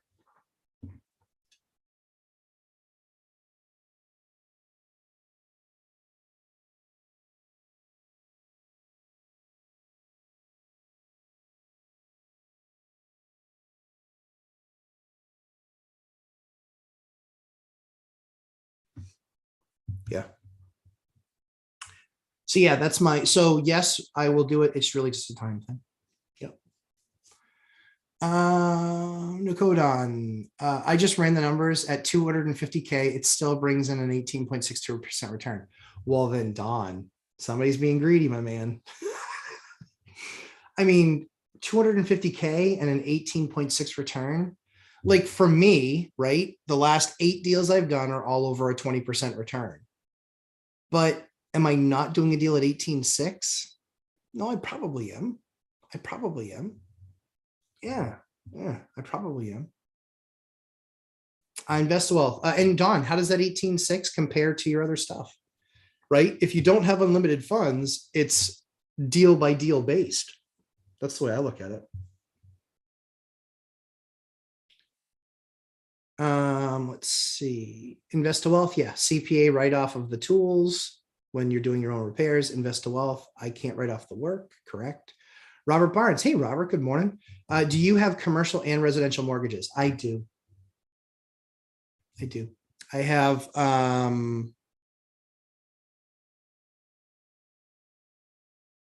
a total of 37 mortgages, technically. And they're probably about close to evenly split. So I have a lot of each. Yes. Yep. Angel R. I've been doing a lot of big repairs, HVAC, roof. Okay. I feel like I won't have as much to do a 20% conventional loan next year, but we'll for FHA loan. Yep. In this hectic market, what would you do? FHA to not be out of the market or keep saving towards a conventional loan. I mean, honestly, it really depends on the deal, right? Like I'll move heaven and earth for a 35% deal. So I think it really comes down to the deal. You know, if it's a marginal deal, I wouldn't put myself out there for it. If it's a good deal, I wouldn't put myself out there for it. Right now, I'm doing amazing deals. Like these deals aren't tiny. These deals are massive. When I'm talking about return, you know, 20, 30, 40% return. The one that I covered last week, if you guys weren't here listening, even with just Section 8 rents, it's going to give me I'm going from a $2,100 a month return on $120,000. So 24, 25, 25,000 on 120. So about 20%. Within 3 months, I'll be at 2,900 on that 120, which is 36,000. And then within a year, even if I'm just Section 8 rents, I'll be making 5,400 on that 120, which is about 64,000, 65,000 on 100. So now I'm making 50%. So what did I do for that deal? I bent over backwards. And the funny thing was, I still got a $15,000 credit at the end, but I bent over backwards to make sure that deal happened. I did, everything. I was bending over because I knew that even right now, my return was going to be 21%. Then it was going to be, 20. It was going to be like 28 or 29%. And then we're going to get to 50%. Yeah. So it's all about that deal. It's all about the deal. Making sure that if you're putting yourself out there, you put yourself out there for a killer deal. Han Solo. Hey, Han Solo. Good to see you, Matt. Good to be here. Good to have you here. My tenant stopped paying rent and property management is working on eviction. Okay. How will eviction affect tenants' credit rental history? I don't know what your state laws are, but here's how it would work in New Hampshire. In New Hampshire, they move to evict. When they go move to evict, they will eventually get an eviction. They will eventually get what's called a writ of possession from a sheriff. The sheriff will go serve that writ of possession, or the police, but likely a sheriff. They'll serve that writ of possession. They'll go. If the tenant's there, they'll knock on the door and say, "Are you there?" And if there's no answer, they'll go into the unit because they have the right to. They have the right to enforce the writ of possession. Mine, the guy didn't answer. They went upstairs. They found him there, and they said, "You've got 5 minutes. Start filling a bag right now." And so the guy filled a bag in 5 minutes, walked out the door. And they then posted it that it was now back, per the sheriff's office, it was now back to the owner, or, the owner of the property. They posted their sticker on the window and then allowed me to change the locks. I then changed the locks. In fact, you can see a video of that eviction on my channel, which was, "This is what eviction moratoriums get you." It was about a 1.5 minute long video. But you can check out that video. That'll show you exactly the condition that the place was left in. And so for me, I now had video evidence. And then every single thing that I replaced there, I just kept a note of everything that had to be replaced. And then at that point, you can then, so they get evicted. They will go on a list of evictions. That will be a publicly filed eviction. So any service that does your pre-qual checks, that eviction will come up. So that will absolutely affect their rental history, and it absolutely will affect, if the landlord does it, it will affect their check with the landlord. How it will affect their credit, that's up to you. You can file a small claims court case. When you file the small claims court case, you show all of the video is best, right? Because judges don't know. So help them. So I give that to a judge and the video. and then have a list of all of the things that we had to replace, because we would show what the damage was and we would show that it had to be replaced or had to be repaired. We have all of our receipts for all of that stuff. If the tenant is there and fighting that small claims case, they can answer to it. But usually what I've seen, because I'm not frivolous, I only make them pay for what they damaged. It's the right thing. So they pay for it, or they get to answer for it. If the judge doesn't like their answer, which he never does because he knows they're full of it, because I don't bother lying on that stuff. I have facts and evidence.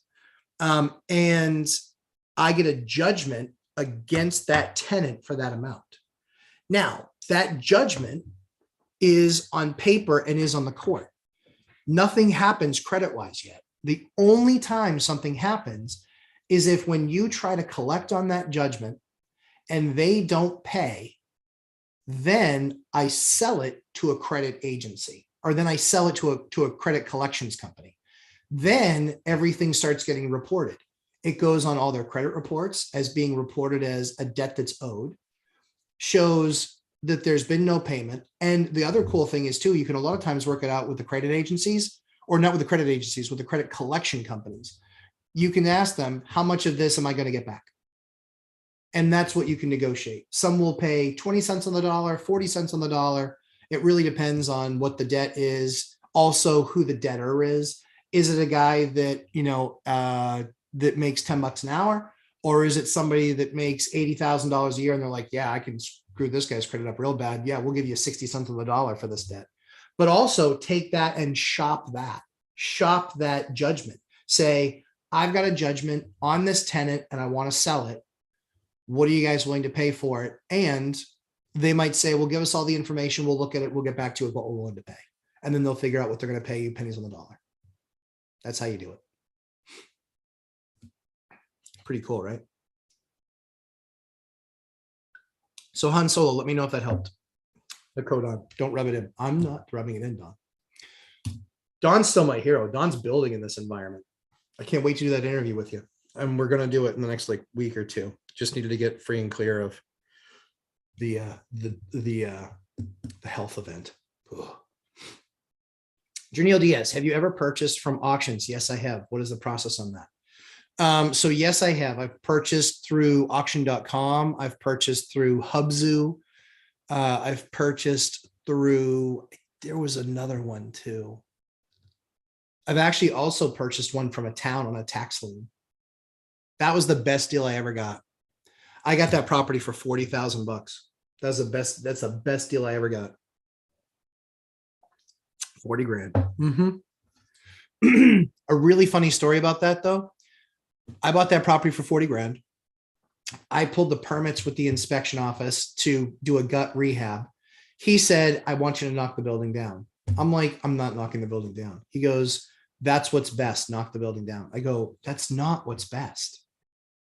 I said, if I buy this for 40, which I did, if I put 75,000 into it, which I can, I'm into it for $115,000. If I knock this down and build, I'm into it for 250. I said, no one's going to be able to afford, or a different buyer is going to be able to afford what I put out. And I'm not a builder. I said, I'm a rehab guy. I said, I don't do foundations. I don't do stick builds. I said, I leverage what I have there and I can repair and bring back anything to life. So when it was all said and done, we ran the numbers, or I ran the numbers. Even if I were a builder, I'd have made like 30 grand on that building. As it was, I made like $67,000 or $68,000 on that deal. So that was the building inspector telling me what to do. And I had to kindly disagree and say, I'm not ripping this down. Because the other thing too is my house, when it was done, the tax bill on it was for annual taxes was like $5,300. If it were a new construction, it would have been $9,200. So yeah, so that was the one that I did that was a tax one. The way that the auction sites work is there's a certain part of it that sucks, which is every single time you up your bid, they usually extend the auction 15 minutes. So even though you've hit the reserve, let's say the reserve is $100,000. I've literally bought properties where the reserve was 100 grand and it was me and another guy back and forth, back and forth, back and forth, back and forth. Here's the other thing. I don't remember if it was Hubzu or auction.com. It might be both. But did you know that they can actually bid against you? Yep. The bank can actually be the other party bidding against you. True story. I don't know if that's still the case because obviously it's been a couple of years since I bought one because they weren't on auction sites. But no joke, the bank can actually bid against you. Yep.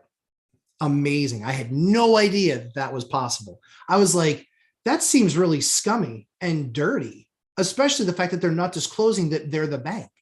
And who set the reserve? The bank. The bank set the reserve. So yeah, so I can tell you factually that when I was bidding on those properties, there was in the disclaimer, almost no one ever reads it. I read it. In the disclaimer, it actually says that the bank, the counterparty, can bid against you. How nuts is that? Yeah. Yep. So Janelle, let me know if that covers your answers your questions. I'm happy to go more in depth. Michael von Newport, it sounds like there is a major learning curve, like 10 houses. So between that and letting local governments figure out permitting, it doesn't sound like rushing into it makes sense. Interesting tech. Yeah, the tech is awesome. Then there's also different tech, right? So there's Icon Homes out of Texas. There is Icon never called me back. I called them 40 times and emailed them at least 20. Never called me back. There was another one out of New York. They were jerks, frankly speaking. I called them up and I said, yeah, this is what my plan is. I'd like to do it. First of all, it took me a ton of phone calls to get a call back. And then they're like, yeah, we're not interested in building something for that, building a machine for that. They're just like, yeah, we're just going to build the machines and use them on our own. So I think they're building them, trying to become builders with using these machines and then making all the crazy margin between a stick build and that. I think that's what they're doing. I don't think that they're doing much outside that. But yeah, very interesting tech. How many days till retirement? Mike needs company on Saturday. I'm still there on Saturdays. 45,614. I think it's January. I think that's like January 4th or 5th of 23. And so it's like a couple hundred. It's right around a couple hundred days. No countdown yet. Probably when we would get within 180, probably a countdown then to see if I'll still leave. Yeah. Keith Hager at Janelle, great auction question. I agree. Great question. Yep. Happy to answer those. No code on. I meant about being greedy, which I guess I was. Yeah. Lesson learned. Run the numbers on potential rents I know I can get. Yeah. I mean, I get it. We all have in our mind's eye, like Don, this is one of the areas that I'm crushing my competition. I'm getting the much bigger rents in my market, which make them 25, 30, 35% returns. These guys are still getting the old rents. And so every deal they go to buy, they're using bad data. Every deal they go to buy, they're using bad data. Think about that. So that's why, and they're just like, you're overpaying. I was like, you're an idiot.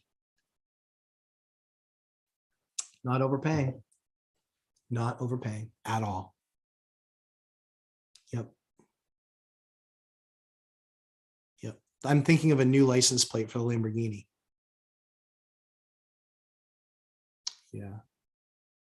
NTARNTL.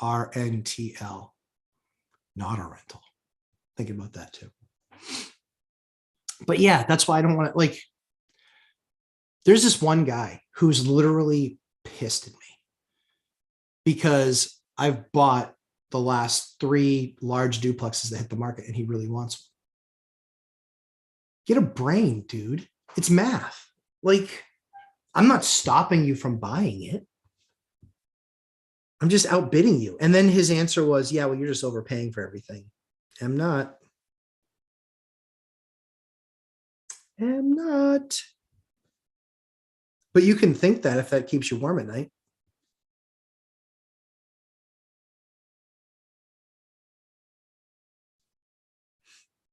Keep thinking that. Keep thinking that. I'm crushing him. I'm going to keep on crushing him. What's really funny is one of the units was open. And so he then contacted the selling broker to say, I'd like to rent out that unit. Here's the math. I bought it for $525,000. My mortgage was, after my down payment of 120 or whatever, or no, 110, whatever it was. My mortgage is $3,000 a month. He could have bought that, done the same deal, and been $3,000 a month. The other side pays almost $3,000 a month. I think they pay $2,500. So he would have been $500 a month out of pocket for that building and using the other side for his employees. And then he asked me how much I would rent out the side for. Not $500. I literally told the agent, I was like, 3,000. His response was, that's ridiculous. Dude, I can't help you. I can't help you. I can't help you. Enjoy losing consistently. And to me, what a goofball. Karen Mulder, random question. Is your current strategy the BRRR method? That's one of them. I can do it. I can do it. Not BRRR to flip, but BRRR to hold. Yeah. Yeah. So not resell, not the final R in BRRR. So yeah, I've done plenty of BRRRs. I've done some flips. I don't really like flips. Usually it just gives you a huge tax liability and you make some profit and you lose so much money in the profit. If I'm going to do a nice high quality job on a unit, I want to keep it and then get the much higher rents over a much longer period of time. That's more my strategy. So I've flipped, I've rehabbed probably, I don't know, 70 or 80 units. I've only flipped 3. I just don't like flipping. I'm putting a bunch of value and high quality product into place, doing everything right. So that way it doesn't have to be maintained very much. Always reducing the maintenance curve. And so, yeah, when I'm done, I don't want to flip it and make 35 or 40 grand. I'll make 15 or 20,000 year one in rent profit. And so then I'll make another 20,000 the next year or 20,000 the next year. And so it's like after a couple of years, I'm paid off, over what my flip was going to be. And right now with equity increasing, it's a no brainer, but even in a flat market, I'd still rather take the rental income. Yeah. Nakodon, I saw that on a car dealer about CarMax and Carvana were running up the auction price on a car. Yep, they definitely do. They absolutely do. There's not the regulation that people think is out there on some of this stuff. I'm just telling you, it's like supplements. Just saying. Han Solo, always appreciate the insight and detailed examples. You're very welcome. Is it possible to convert second home to rental property, and how will the loan be affected? So Han Solo, let me see if I got this right. You have a second home. You want to make it a rental. You don't have to touch the mortgage. There's no rule saying that you have to touch the mortgage. The only thing that I would do is you change your policy from a homeowner's policy to a fire policy, a typical renter or landlord policy. Just because you change the use of a home does not mean you have to change the mortgage of your home. Let me know if that helps. So the loan's not affected. Han Solo, another one for you if you can. Yeah, absolutely. To self-manage due to out of state. Okay. Also due to W-2 jobs, how much difference of return than professionally self-manage? Oh, we've made it when we start getting porn. Dion always gets porn way faster than I do. It's because so many more people watch his stuff.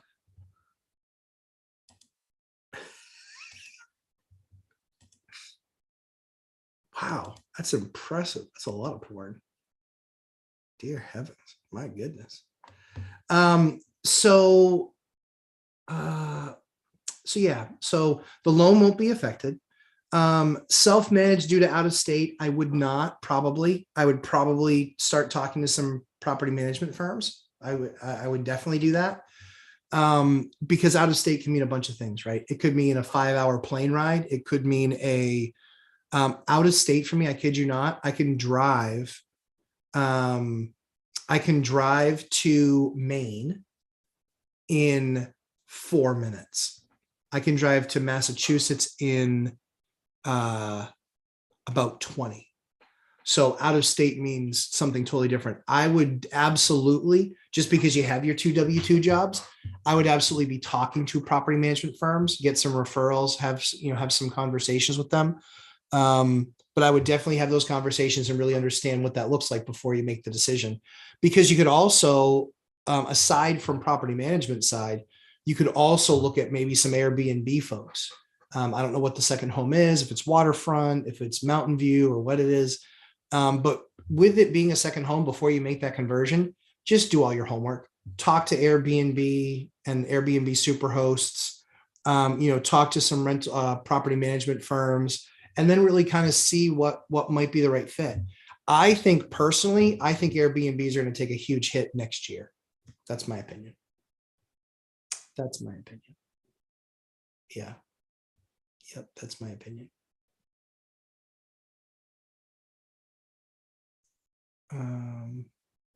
Yeah. Yep. All right, we just hit another half hour. Matt Hawkins, lumberjack landlord extraordinaire. I don't mind saying that because I am. And I've got 260 tenants. I've got 112 units, and super excited to be here. In fact, I think actually I have to update that 260 number because we just closed on units. So more than 260 tenants. So Han Solo, let me know if that answered your question. Janelle Diaz, thank you, Matt. After you win the bid, is it a lengthy process to get keys? Nope, it's not. Nope. So I've gotten keys within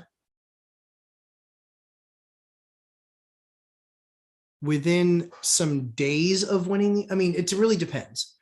So it depends on, you're still going to go through a normal closing with those. Sometimes it's a cash only. Sometimes it's, really look at the details on the property. I've done on all of those. We did a normal closing on all of those auctions. So even though I won it, it wasn't like an auction at the courthouse. There, when you win, you're writing them a check, and kind of that's a different process. When you're winning it on the auction sites, I'm still closing. I'm still going through a closing process. So I go and I sign, I still get keys, etc. So that's a normal closing process. Yeah. Yep. Yes.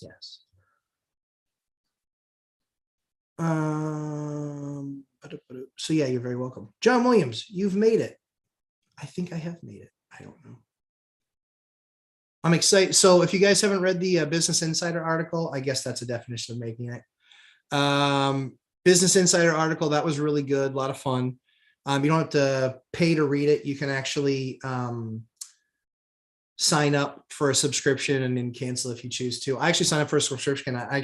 They do a lot of really good content about landlords on Business Insider. I actually like the site. It's good. But yeah, hi John. Han Solo, LOL. I assume that's about the porn. Not my answer, but let me know. Could be. Tom Kime, MLJL, can't wait till you get some tradesmen to interview. Excited for it. Yeah. Yep.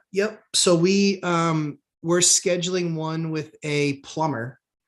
And the purpose of that is we're going to just talk about, hey, general maintenance, systems.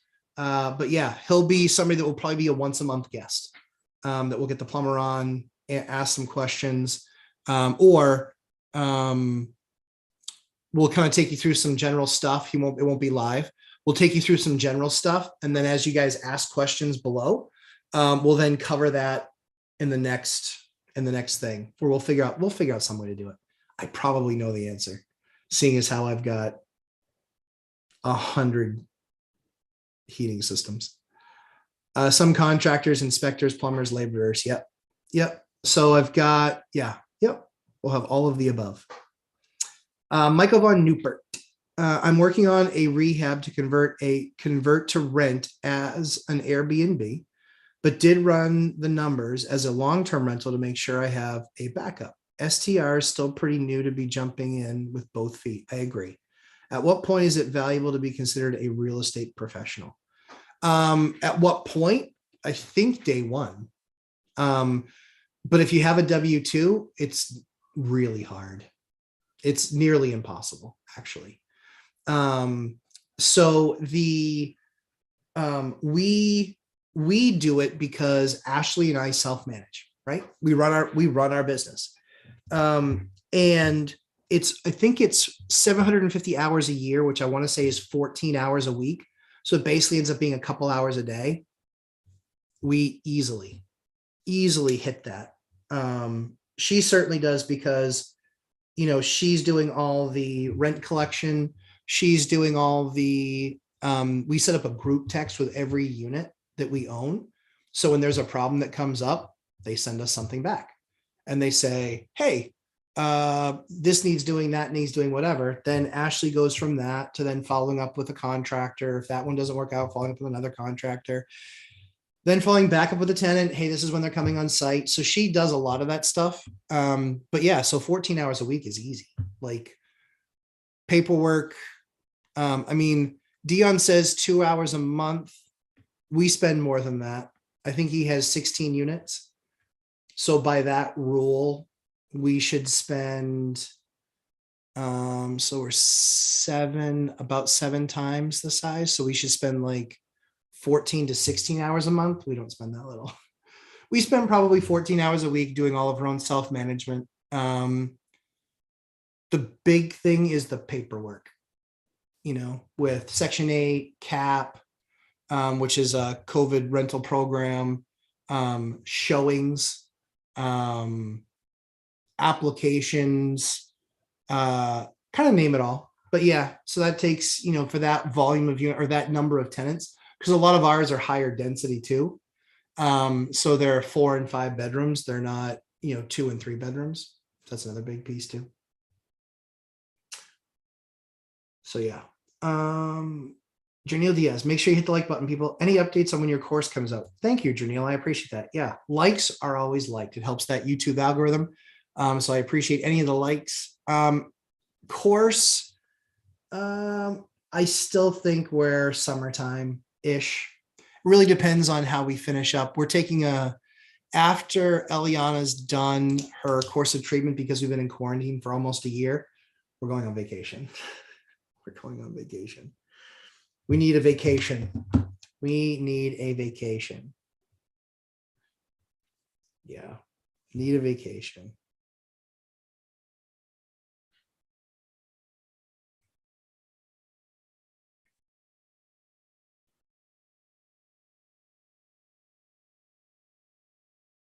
Yes, need a vacation.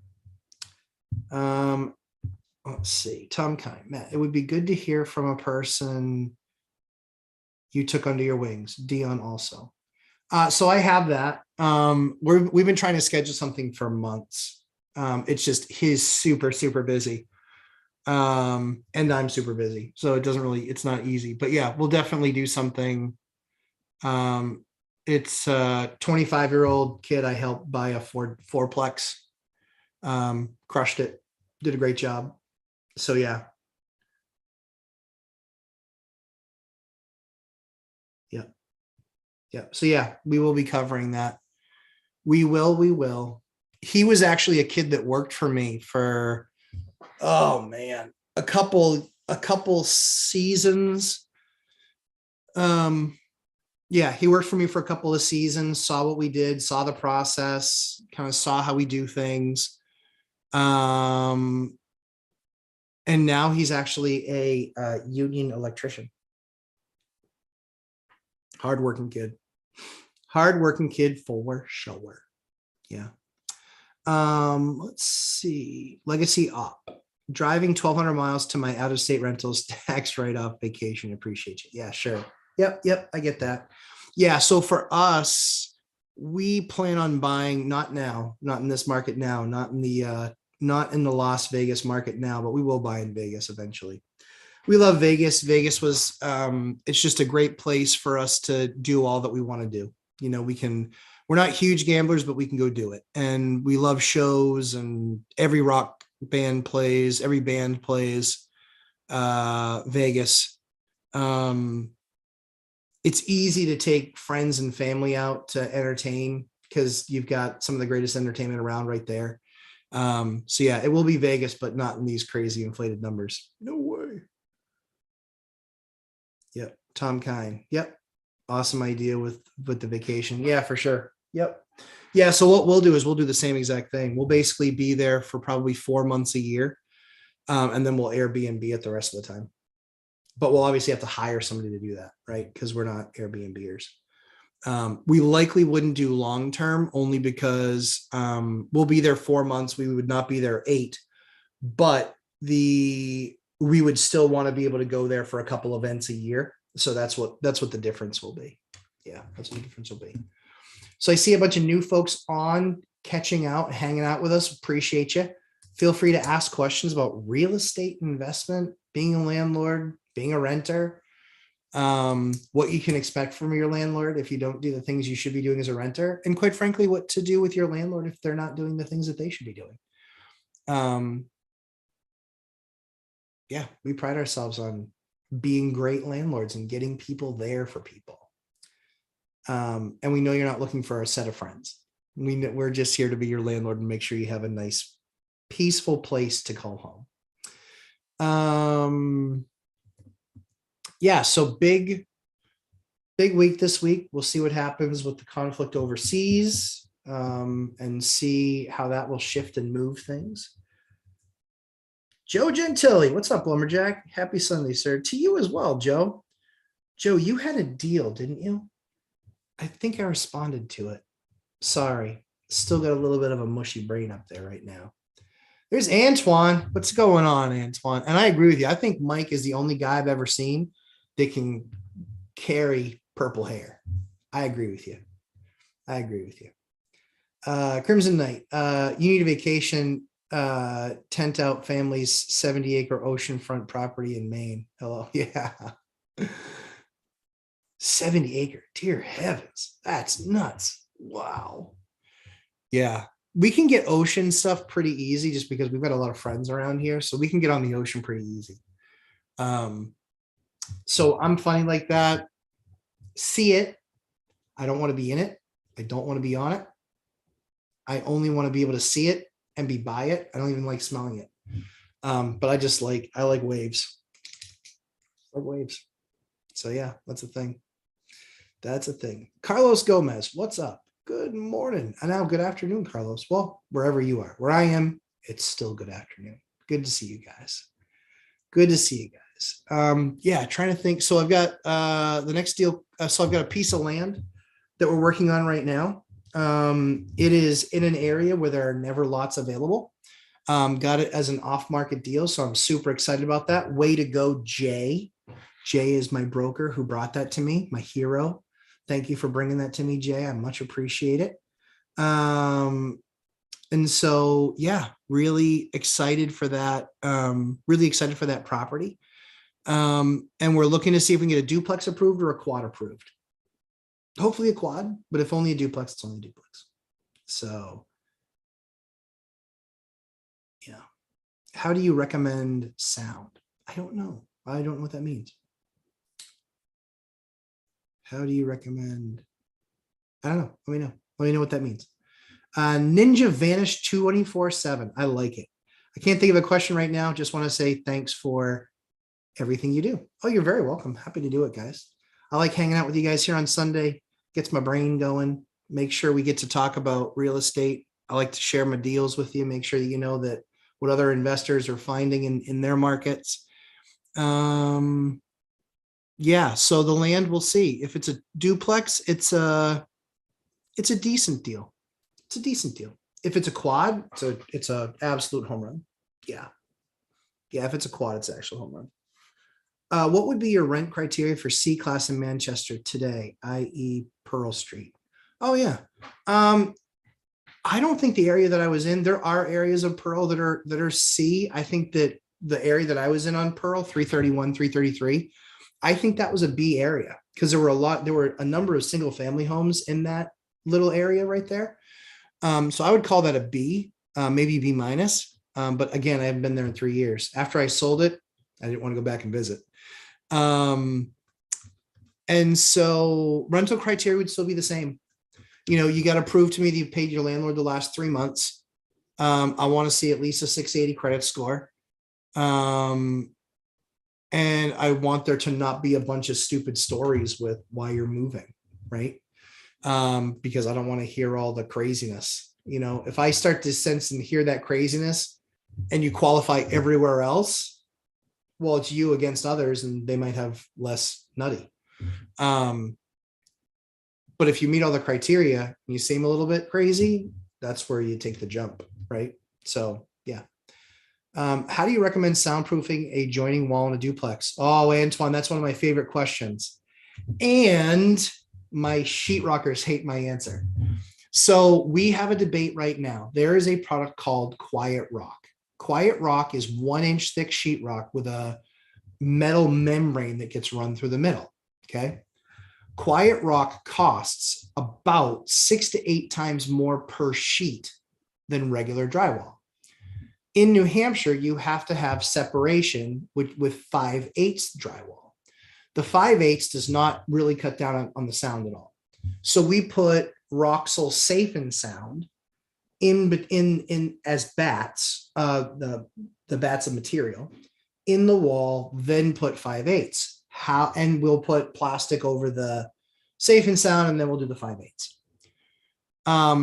They are saying that they believe they can get less sound attenuation, less noise, if we use all of my same stuff, eliminate the Quiet Rock, which they hate lifting because it weighs a freaking ton.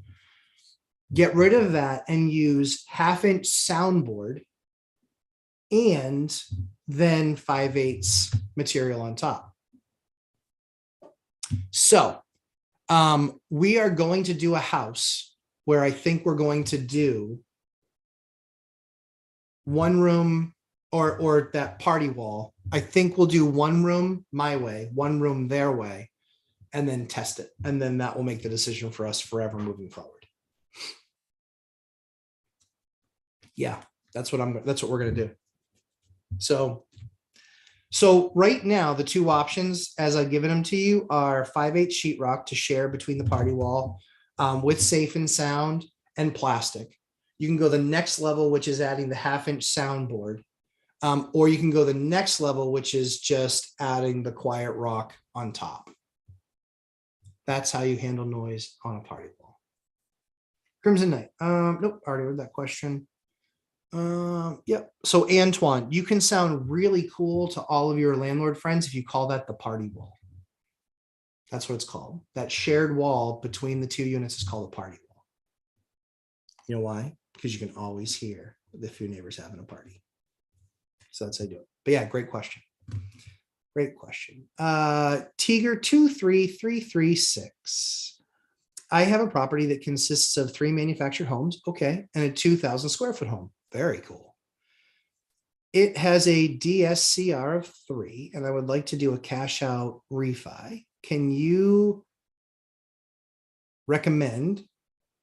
I can also reoffend you, but I can recommend a good lender, 30-year fixed preferred. It depends on what state you're in.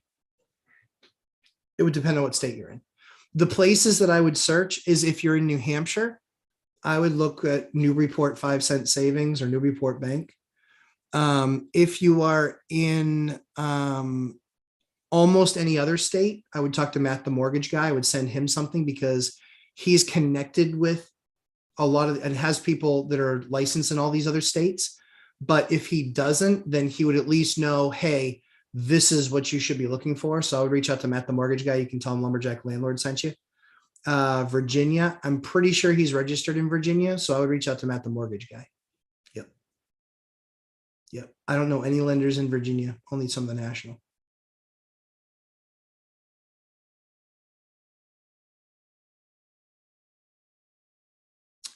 And he'll be able to probably get you 30-year fixed. If not, one of the really cool things is you could also go with Tiger. You could also go with Velocity Mortgage. Steve Dow. He's on Mike Zuber's One Rental at a Time channel. Velocity Mortgage, Steve Dow. That's a deal that I would be almost guaranteeing that he would be able to write and give you 30-year fixed rate debt on. Yeah. Crimson Knight, grandfather bought it in 1950s when it was cheap. Oh yeah, I'm sure. Yeah, for sure. Yeah, 70 acres up on the water in Maine. Yeah, I guarantee it. Yep. Angel R, great question, Antoine. I agree. Angel R, I have 2 night nurses. Okay. Great tenants. Cool. I'm debating whether to open up the wall and to soundproof. I can even hear them snore. This duplex has a passage door to the other side, thinking of closing it. Yeah, so I would close it. You can rip all that stuff off. So here's the cool thing. You can do it all from your side. You can rip all that stuff off. You can then put the Roxel in the wall, then put the plastic over the Roxel, and then see what your noise factor is, right? If it's really good, then it's only going to get better when you add a 5/8 piece of sheetrock. If it's not very good, then I would be looking at either the soundboard or the 5/8 sheetrock or the quiet rock. Yeah, that's what I'd be looking at. I love it. Love it.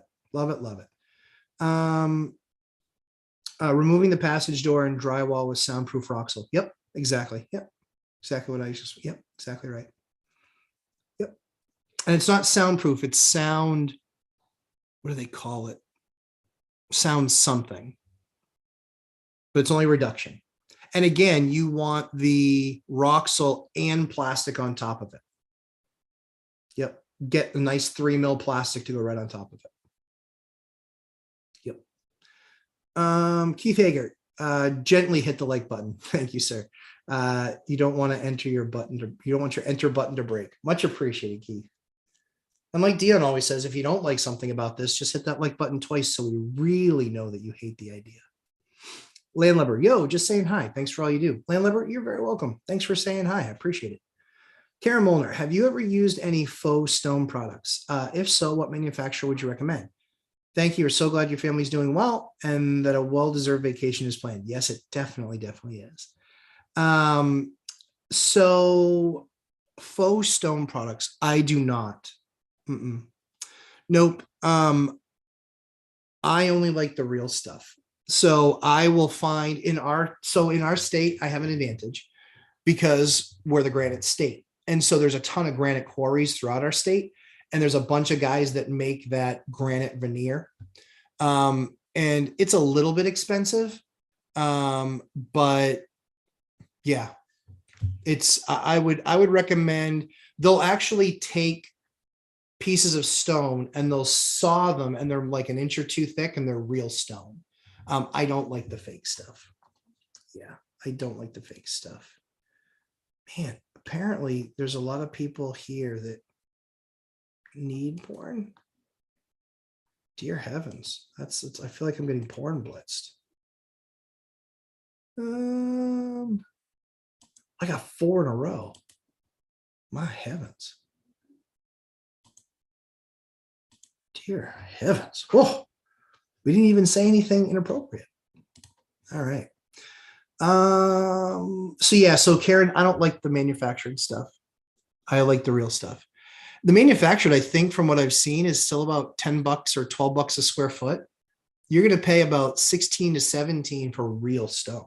That's the mistake I think people make, is that for a few bucks more, you can have the real stone that's never going to fall apart. Look at any Longhorn Steakhouse or Bugaboo Creek. They have faux stone on the outside and you'll always see pieces missing and you'll always see pieces broken. So for me, I prefer real stone. Yeah. What is the plastic over the Roxel called? You can just get regular. So don't buy any special plastic. Just go right to the paint aisle in one of the big box stores or in one of your lumber yards and just ask them for 3 mil plastic and you can get it clear. Because if you ever get to a point where you ever have an issue inside that wall, you want to be able to pull the sheetrock off and not necessarily have to pull the plastic and see through it, as opposed to it being black plastic, which you can't see through. So just get a roll of 3 mil plastic. Usually you can get it in like where it expands to like 10 feet tall. And I think like 25 feet long or 30 or 50 feet long, but you can just buy that roll right from Home Depot. But yeah, 3 mil plastic. In fact, that's something you can actually a lot of times find on Facebook Marketplace and Craigslist. Listen, I don't need to walk in and pay $100 for a roll of plastic. If I can find some company online that bought too much of it and I can get it for $10 a roll, then either I'll go pick it up or I'll send, one of my contractors to pick it up after he's done the job for the day. Yeah, that's my take.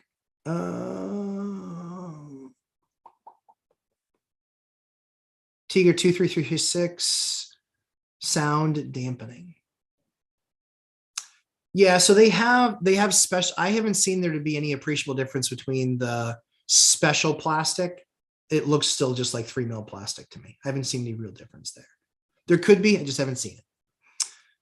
Crimson Knight. So IBC question. Yeah, feel free. Roll me underneath there. Happy to answer.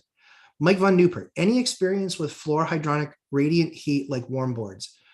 Yes, experience with hydronic radiant heat. No, not specifically warm boards. I like it. It's expensive to put in. I don't put it in any of my rentals. Yep, I don't. Don't put it in any of my rentals.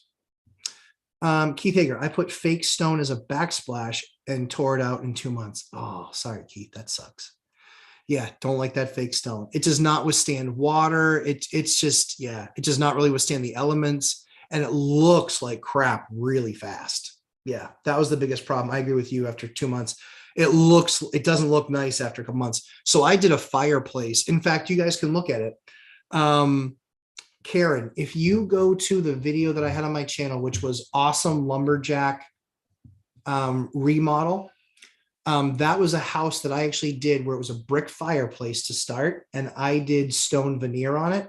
Look at that fireplace and tell me how. I mean, maybe I thought it looked unbelievable, but tell me what you think. But yeah, go check out that video. I think you'll like what you see, and the huge difference in quality of product. It was going to cost $4,500 to do that in fake stone. It cost $7,000 to do it in real stone. And the differences are, the difference is so unbelievably apparent. It's not even funny. Tom Kine, what kind of windows and lighting do you recommend for a rehab? Do you remove ceiling fans? I only remove ceiling fans if they're dated, like they're the ones that have like the wicker furniture in like the inserts.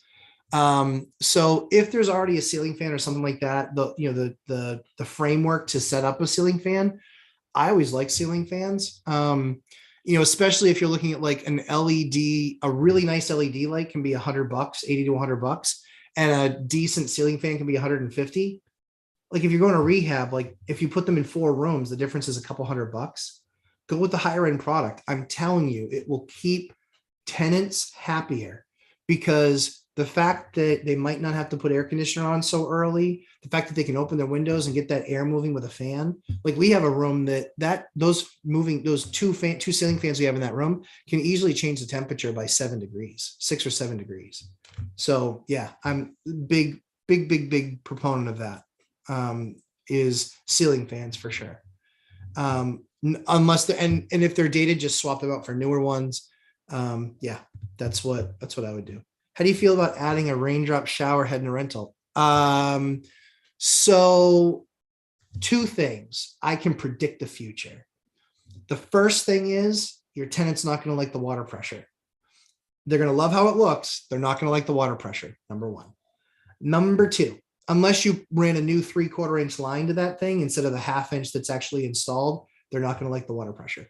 Number 2, it is going to drastically increase your cost for water. If you're paying for hot water, it's going to drastically increase your cost for hot water. And number 3 is if they're taking a shower, look at the gallons per minute on that rainwater shower head and look at a normal shower head, like a water efficient shower head. you'll find that that rain head is about 3x what your normal head is, which means that you're going to run out of hot water 3 times as fast. I had a client, I had a tenant that was constantly complaining about, it only stays hot for 9 minutes. It only stays hot for 9 minutes. What the heck? It only stays hot for 9 minutes. Okay. Did you make any changes to the shower or anything? No, it's just junk. Okay. I bet you're wrong, because we don't put junk in. We put nice shower heads in. They're usually Kohler or Delta. They're nice heads. They're not, we don't put junk in. You know, we put in setups that are $250. Like, they're not cheap.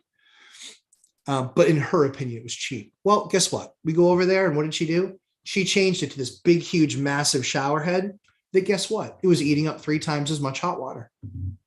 So we're like, you can take an 8-minute hot shower if you want to use that head. Our shower head will actually give you a 25-minute hot shower. Your call. Your call. Like 25-minute really hot shower. Close to anti-scald. So yeah, that's what I think, Antoine. Hopefully that helps you out, my man. But literally, in a lot of times, that will come up. They instantly will complain. Pressure, because when we ran, so I've done probably a half a dozen shower heads in very high-end units and even the house. Also, you can look at the video that I did on Lumberjack Landlord, amazing project. It's on the channel. It's a house that I gutted in rehab. We actually lived there for 2 years, but those were all rain shower heads. I ran, instead of 1/2-inch pipe, we ran 3/4-inch pipe there. We did. But the house was also on a well. We had a pressure system. So it was really enjoyable for us. And we had an on-demand hot water system. So for us, it was awesome. But for a normal setup, probably not very awesome. Unless you want to spend a lot more money, which isn't worth spending. Clintus. Hey, Clintus, I don't think I've ever seen your name before. Thanks for hanging out. Please make a video on your soundproofing method. Okay. See how easy that was? I'm not in the field yet again, but I will be soon, next 6 weeks. And that's about when we're going to be doing that project. So I'll actually be able to show it to you guys. What? Go to my favorite bank, Newburyport Bank. Soundproof video.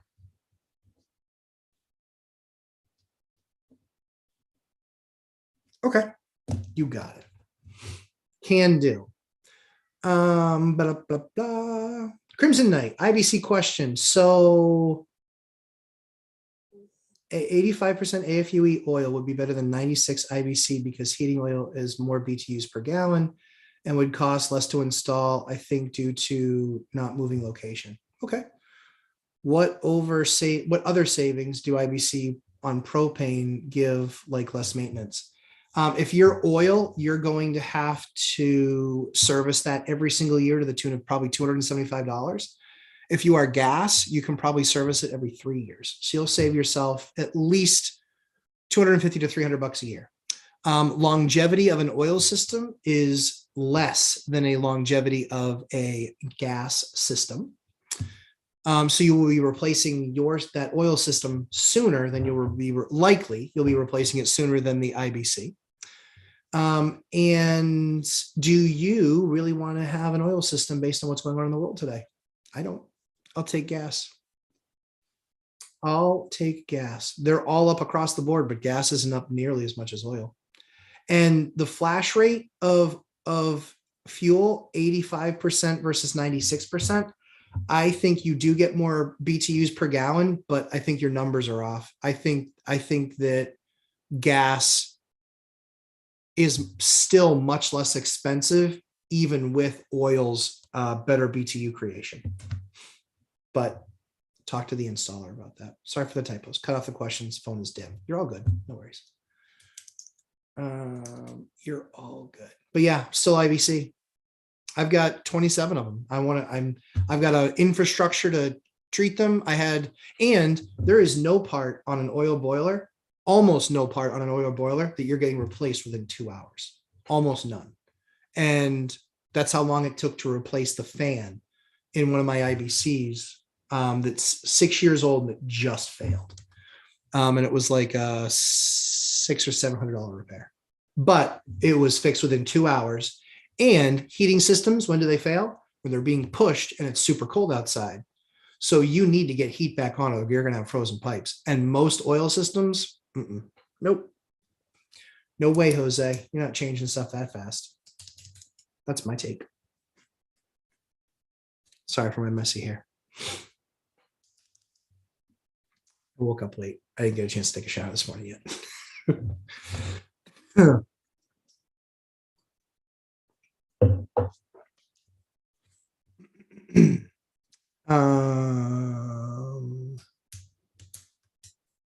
Karen Molnar, thank you. Will do. You're welcome, Karen. Tell me what you think of the video. I'll respond to your question or note. I do a pretty good job at that. Not an awesome job at that. I do a pretty good job at that. Usually it's like the entire family's to bed. I'm finished all my paperwork and I'm like, all right, I'll spend 15 or 20 minutes answering questions. I try my best. Keith Hager, I leave ceiling fans and tie on 4 3-inch energy efficient insets. You can buy a pack of 24 on Amazon for $176. Energy efficient insets. What are those, Keith? Tell me. I want to know.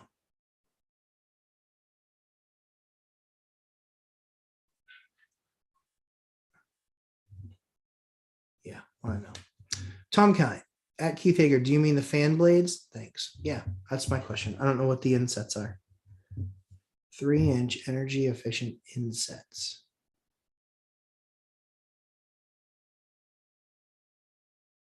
Okay. For your class, for your A-class flips or class A rentals, look up Ocean Blue 52 shower towers. Those are cool. My only problem that I've had with shower towers is, and I didn't buy the super cheap ones, breaking. That stuff sticking out is the first thing that people grab a hold of when they're slipping in the tub or something like that. And then then you got to replace like that just sucks. So I've had bad experience so far with shower towers, 2 of them. Chris Webb, good afternoon from Central Virginia. Hey, Chris Webb. Hey, Chris, I was serious. You didn't answer my question yesterday in Zuber's live stream. I wanted to know, you asked both of us the same question, and I want to ask you if you felt like you got the same exact answer or if you think it differed. Sorry to put you on the spot, Chris Webb, but you're here now. Nate Jones. Hey, Matt, great content. Thanks, Nate Jones. I appreciate that. Not far from you over in Western Mass. Cool. Where are you in Western Mass? How Western Mass are you? Are you Westfield, Western Mass, or are you Worcester, Western Mass? Like your scoop ceiling lights. Okay. Does the propane need to be serviced more often? Nope. I just did the math. Oil is cheaper at $4.17 a gallon versus $4.70 propane. Is liquid not? Oh yeah, that's true. You're propane, not natural gas. That's true. That's true. Yeah. Propane does change things probably a little bit.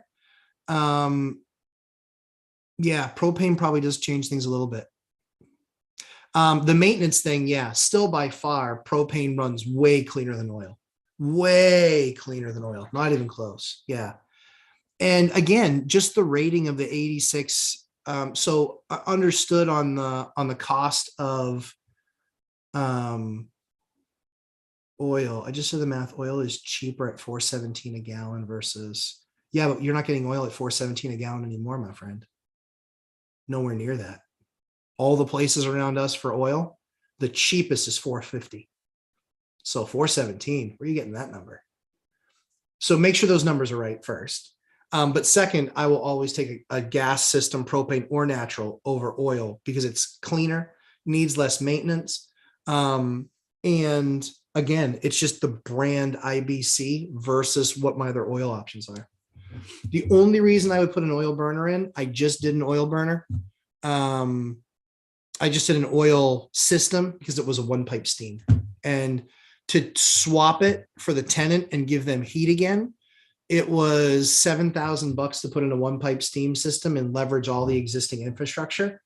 To put in a new IBC with all the baseboard and everything like that we were going to have to do, it was going to be 17. So it's a $10,000 difference. That's the only reason I left it. Right between Springfield and Worcester. Can't believe you know where Westfield is. Yeah, most people think Boston is the entire state of Mass. Yeah, because they're dumb. Yeah, so I worked in, so one of my good friends is from Westfield. We call it Wastefield to mess with him. The Elizabeth Banks, the beautiful blonde in so many movies, she's from Westfield, Mass. Yep, Worcester, been there a number of times. And then Springfield, I've been to MGM a few times, which was really interesting to me because MGM built a big casino there. What was really interesting to me is no one told me that it was like a boutique hotel. It was only like 55 or 60 rooms, which blew me away. What was really funny was they wouldn't give us a table at dinner. Like, no, sorry, we're all full. Really? I'm a gold member. So the hostess, and they were new, so I wasn't trying to give her a hard time, but I just called down to, when you're gold, you have concierge access. So I called the concierge, or the gold access concierge, and said, is it true that you guys have no reservations tonight or no space available? She's like, let me check. She goes back to me. She goes, when would you like to eat? And I said, 6:30. She goes, oh, sure, no problem. They were holding tables for other people. I was like, what the hell is that? Yeah. So we ate in their steakhouse. It was very good. The steakhouse is very good. The salon was rude to my wife. I had to go talk to them. Yeah. Man, rude. Yep. So yeah. Chris Webb. Yes, I felt you started the HELOC thought last week, and I was able to formulate a question for him. So yeah, you're good.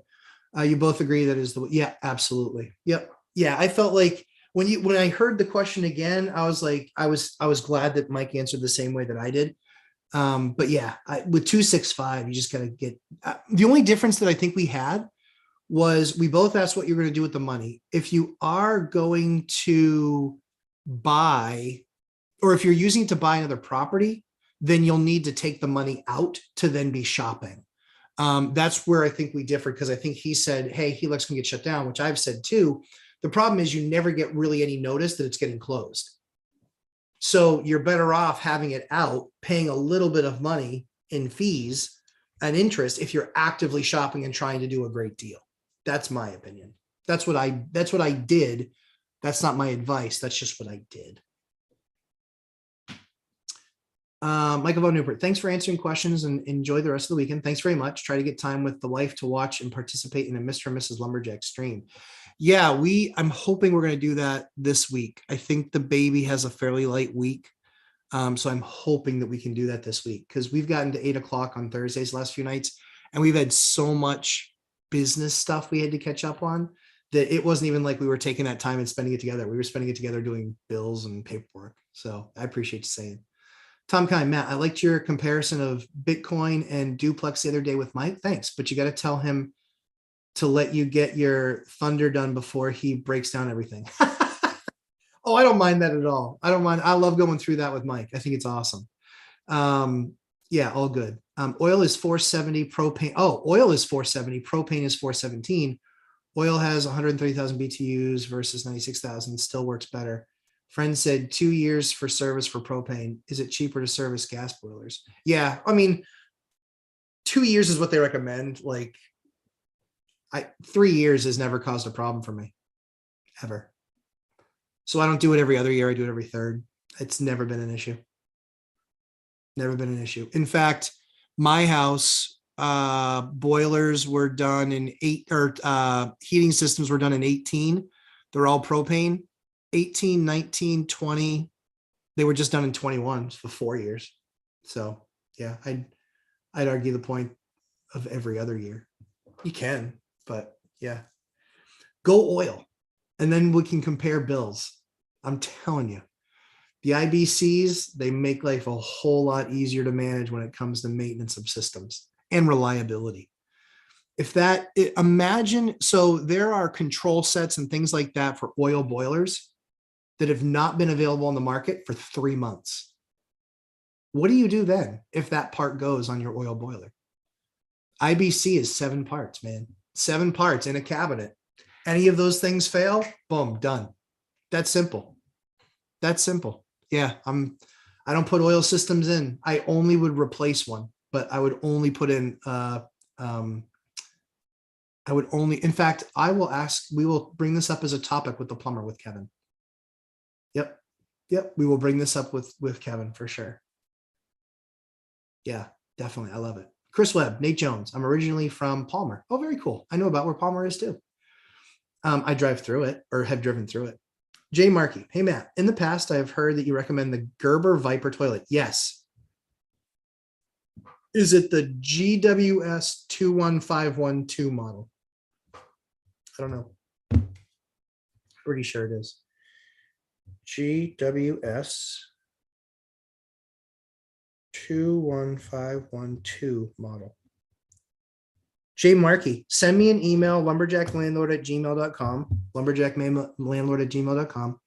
Send me an email and I will look up the last invoice where I bought one of those and I'll see what the model number is on it.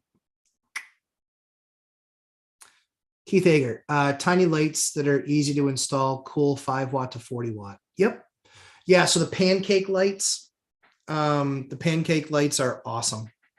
I highly recommend those pancake lights. I buy them by the 48. I buy them 48. I box cases of 48 at a time. And I usually buy 2 cases at a time. We always have those. The pancake lights. I don't think I have any here. I think I looked last time. I don't have any here.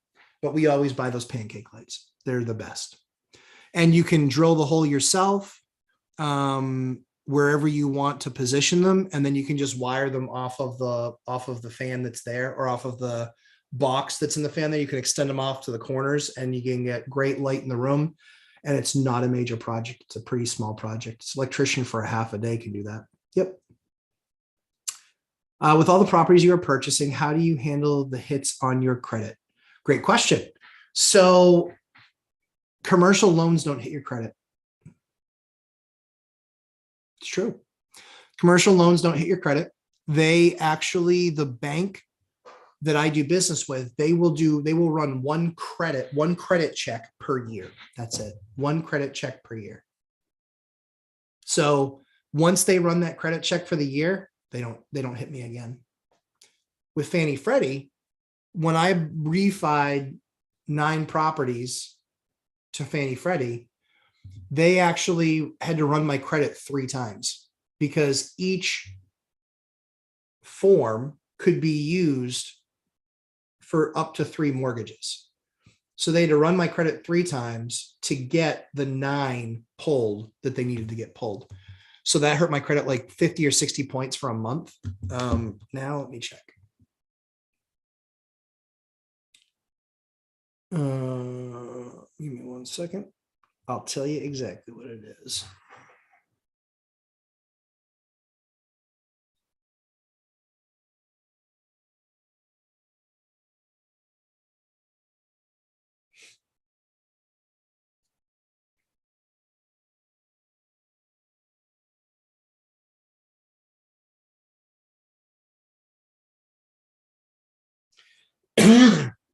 Excuse me. No.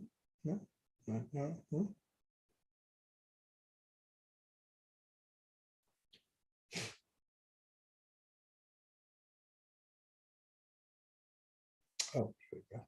Different menu. Sorry, they just upgraded my app. So it brought my score down to 742 from, hold on. Come on. Oh, it doesn't let me expand it. 742 from 820. 820, 812, 806. Yeah, 806. So it brought it down. My last one was before that. So it was 806. So yeah, so 60 points.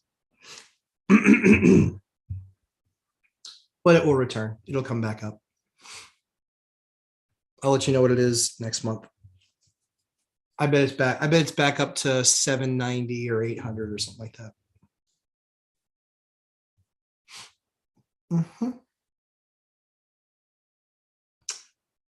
Nate Jones at Chris Webb. Awesome. I work in Palmer actually. Oh, cool.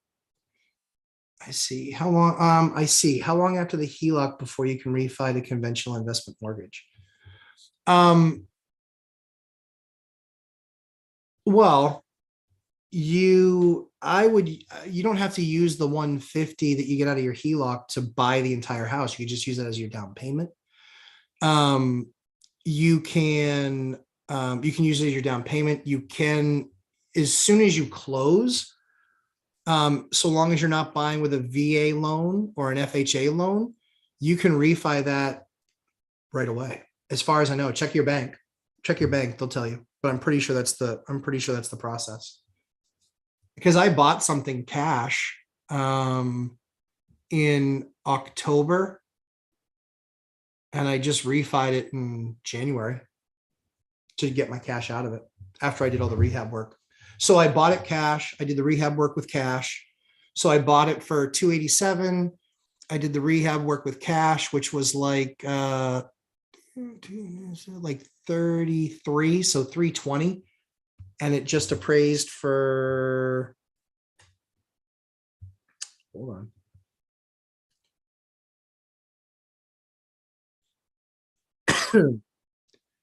Just appraised for 320 is what I had into it. It appraised for,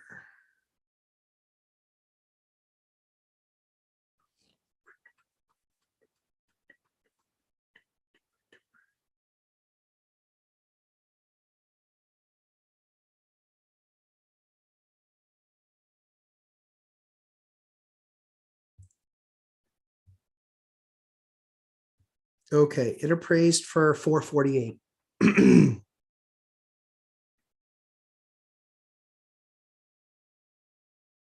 What did I say? I had 330. It's 43,000. No, it was 33,000. So 320. Yeah, so 320. 320.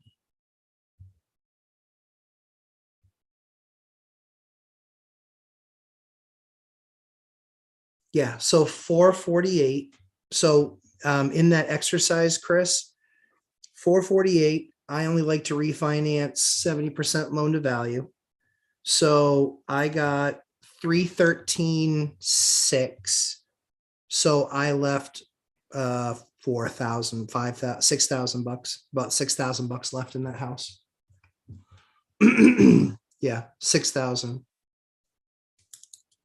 Yep, 6,000 bucks I left behind in that house. But think about that. Basically, that house, I have 6,000 bucks of my own cash into, and rents are 4,300 a month. And my mortgage is, with taxes and insurance, it's not much. It's not much. It's a pretty big number. I gotta look at that number now. Gotta look at that number now. 38.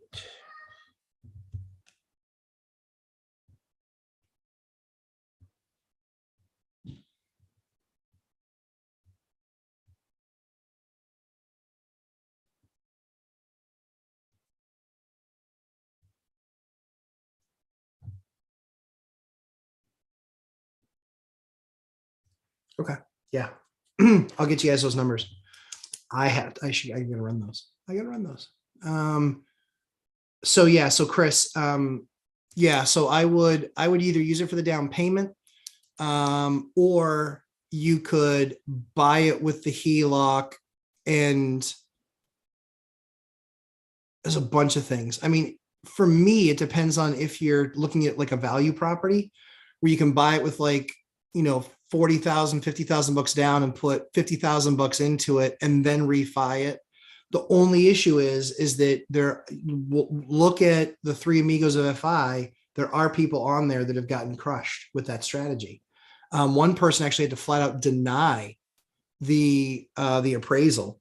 One had to actually flat out deny the appraisal, get another appraisal, and then that new appraisal actually hit the right number. Yeah.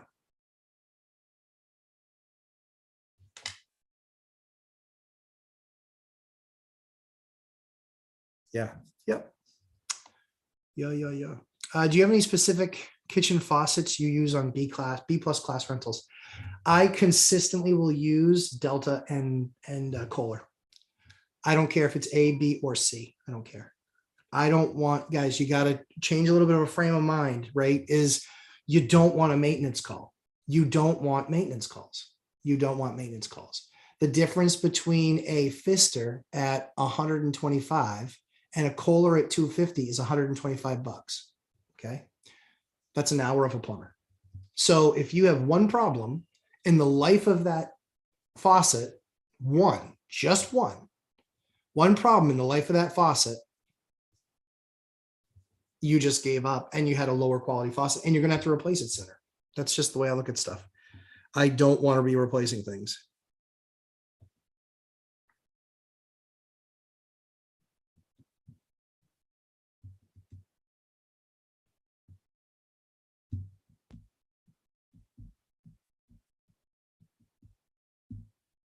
Yeah. Yep. So yes, Angel. Kohler. Delta.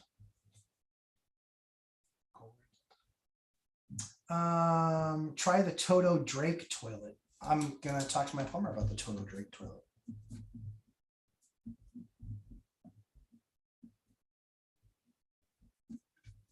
The reason we use the Gerber Viper is efficiency, but also we literally have never had one clog, not even once, which is amazing. Amazing. Because I see units that are twice the gallons per flush that clog. Something about the design of this thing doesn't clog so far. Crimson Knight. I'm just making 100% sure. Totally get it. Yep. I want to cover all my bases for a boiler switch. I totally agree. Oh, so from last week, I figured out I have hot water converter radiators. Plumber said keep them better than baseboards. Hot water converter radiators. I don't know what those are. I probably do, but I don't know that they're called that. Hot water converter radiators. We'll bring that up with Kevin as well, because I don't know what those, I maybe know what those are. Called that, I don't know what they are. No code on. Velocity hit my credit. How bad was it, Don? Did you see the before and the after, kind of like what the dip was? That's what I'm always watching, what the dip. Chris Webb, great, thanks. You're welcome, Chris. You're welcome. So just so you guys know, when I talk about HELOCs, the reason that they're an issue for me is because it almost crushed my business having a HELOC. I had a HELOC. It was open. We had drawn down 50 out of the 75,000. We then wrote checks to a bunch of contractors for $15,000 because we were in the last phase of the project. $15,000. And then I got the phone call. One of the checks bounced. I'm like, it's impossible. I wrote it off of that account. Call in, find out they shut down the HELOC. I hadn't gotten the letter yet. So they shut it down, even though I hadn't gotten it yet. And that I was in mad scramble because I have to get my guys paid. That's how they feed their families. So it was a mad dash to try and get everybody paid and taken care of. It was very, very much a nightmare. Yeah, it was a nightmare. And so they can shut them down with no notice. That's why I always tell you guys to be very, very careful with those, with the HELOCs.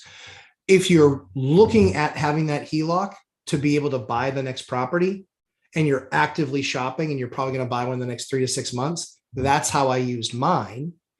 Not that one, but another HELOC that I had. But I took out another HELOC that I had on another property because I was looking to buy the next property and the return was far greater than what that was, if that makes sense. So I serviced the mortgage, I serviced the HELOC. When it was all said and done, I covered my nut, plus made, I think, 12 or 13% on the deal. So that's how I did it. But had I not pulled that money out, that HELOC would have been closed and I'd have been screwed. Don, like 20 points. Yeah, sounds right. Sounds right. Mine got hit because I think mine got hit that 60 points because it was literally 3 pulls. So I think that's why. And then each one, I think, pulled more money out of it or pulled more points out of it.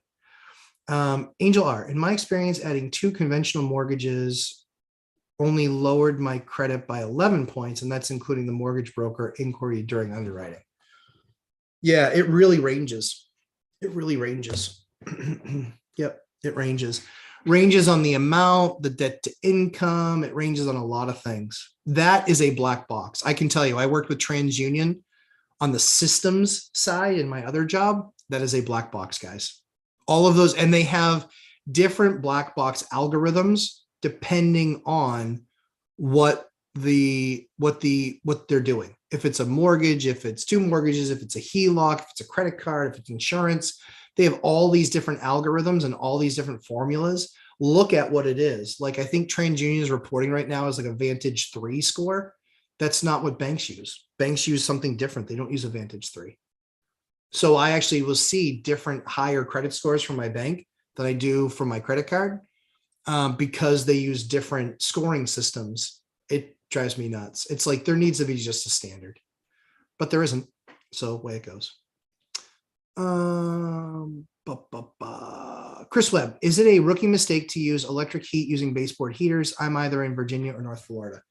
I don't think so. I just did it in a place. The reason though that we use them, the reason that we use those electric baseboard heaters is because a lot of times it's a third floor that, or sometimes it's a second floor. It's usually a third floor where we're trying to get the heat up there, and getting the heat up there off of a heating system, off a forced hot air system, basically impossible. Off of a one pipe steam system, basically impossible. And when I say basically impossible, I mean extremely, extremely, extremely expensive, like thousands and thousands of dollars. You can add baseboard, an 8-foot, 240 volt piece of electric baseboard. The baseboard costs you $100 and something bucks. The wire costs you $100 and something bucks, and the electrician for a few, 4 hours or so. I mean, you're doing that project for $500 or $600 as opposed to thousands if you're doing it with HVAC or one pipe steam or hydronic baseboard. And a lot of times, sometimes your heating system, the actual boiler itself, isn't there enough capacity to actually be able to do that. So then you make it less efficient and you make it less reliable. So no, I don't think baseboard is, or electric baseboard is always wrong at all by any means. Nope.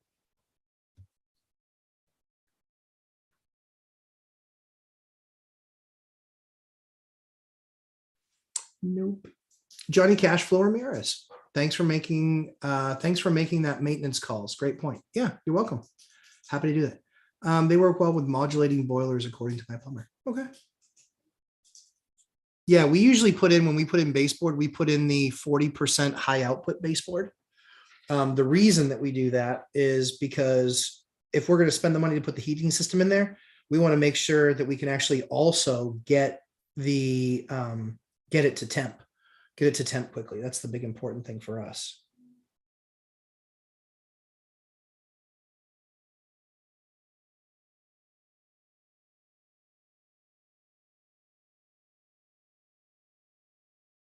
Yeah, so I just had an agent that said they did an open house for a rental today, and it's extremely high priced. They still had 3 people, and all 3 people did applications. So not slowing down. Chris Webb, as for the HELOC, you walk through the strategy I am looking at. I check my market daily. I see a few deals here and there. Yep. If I had the cash, I could purchase. Yep. Now I need to get the wife on board. Yeah, I understand that. Yep, for sure. For sure. Angel R, to add to the kitchen faucet question between Kohler and Delta, what's the price range you buy And do you buy from Supply House or Home Depot will work just the same? They do not work just the same. I like to buy them from Supply. I do not like to buy them from the big box stores. I can tell you factually that the big box stores do not get exactly the same product other places get. They don't. So I buy from, a lot of times I'll buy from supply houses, or I'll buy from online where it's a, construction company, things like that. Cause I know they don't buy from big box stores. They buy from, a lot of the supply houses. I'll find a guy that, I did one where the big commercial project where they had ordered a bunch of panels and they were wrong. And he's like, but the company won't take them back. And he goes, we're out a ton of money. And so I paid like $200 a piece for these panels. It's cheap. Panels with breakers in them. Yeah. AFCI breakers too. Yeah. They were just like, yeah, we're taking like a $30,000 hit on these things. I was like, okay.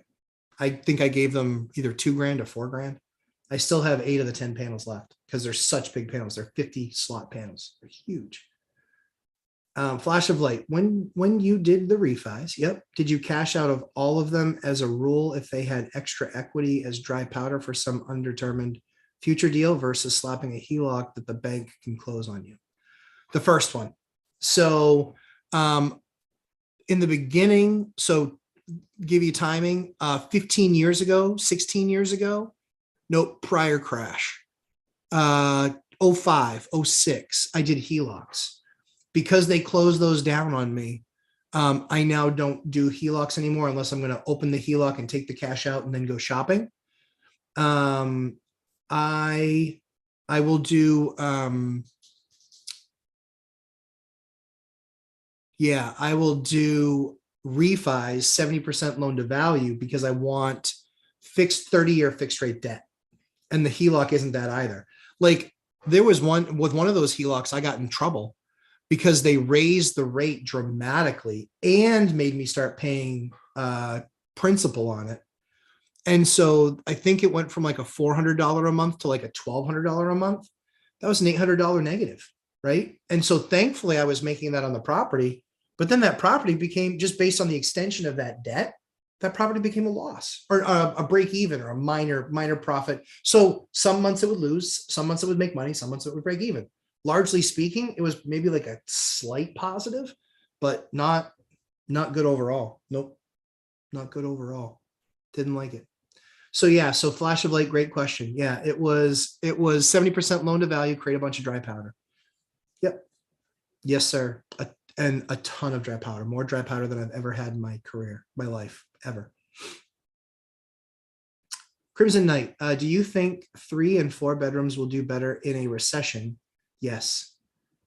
Due to people rooming up, I asked Zuber yesterday, but want your opinion. Yeah, so I never bought duplexes that had like 2 1s or 2 2s. Didn't do that. I buy the big stuff because I own that. I own 20% of my market, 4 and 5 bedrooms aside, duplexes. I own 20% of them. Yep. And that will do very well for me. It already does very, very well for me. So I usually won't do a whole lot with buildings that are 2s and 1s. The only reason I started buying buildings with 2s and 1s was because I had people coming from the 4s and 5s. They were like, hey, do you have anything that's like a 1 bedroom or a 2 bedroom or a studio? And I was like, no. And then they kept on. And then I was like, I am missing it. And I realized I kept on sending these deals to other people. I was giving them great tenants. I'd call them up and I'd be like, got another great tenant for you. I'm like, I'm an idiot. I need to be keeping these tenants. And so I started buying 1s and 2s and 3s. And so I was getting that. I was getting the people moving from a 5 down to a 3. Or I had a number of times where people were moving out, 5 guys going different spots, right? I would put one of them in a studio, a couple of them in a duplex, or a couple of them in a 2 bedroom, and then the other 2 would go away. So I would still get 2 more units filled from my 1 unit. So yeah, I think 4s and 5s are huge. Yeah. 1s and 2s. I think that, a lot, like I said, I think that there will be young couples that will be like, hey, we're paying $1,400 a month for our 2-bedroom or $1,500 a month for our 2-bedroom. If we just get another couple in here, we could be paying, $700 a piece, or even upgrade and get something much nicer for 1,800. Then we're only 900 instead of 1,400. I think you're going to see that. That's what I see with a lot of the grad students. And that's what I see, and that's also what I see with the young labor force. They're making 50 grand a year, 40 grand a year. Well, they don't want to spend $1,500 a month on rent. So they stay another couple of years. And I always tell them, stay another couple of years living with your roommates. It costs you, $600 a month a piece. So you're going to be 12 to 1,500 all day long if you leave. And so a lot of them stick around. So that's been really good for us. So yeah, I agree. I think 4s and 5s will do really well. 3s, I think that's still just a family with a couple kids. But yeah, better than 2s, in my opinion. Han Solo, saw the video on the mess your evicted tenant made. Yeah. Were you able to recover some of the costs from that damage? What do you do if the tenant weren't able to pay? So you sell it to collections. You sell the judgment that you get in small claims court to collections. We just finished redoing that unit 3 months later. We just finished it because we had to replace the tub. We had to replace the sink. We had to replace the toilet. We had to replace all the cabinets. We had to replace every appliance. We had to replace every window. He shattered every window and he broke every frame. So I couldn't even just get the windows repaired. We had to replace the floor. We had to redo the ceiling because he, put holes in that with something. He broke every every light in the place. So yeah. His total bill is going to be around $8,000 or $9,000. Granted, we got a brand new unit out of it, but we had to repair all the stuff that he ruined, and I can't go buy 30-year-old cabinets. So yeah, $8,000 or $9,000. We'll sue him. We have a police report. We have a sheriff's report.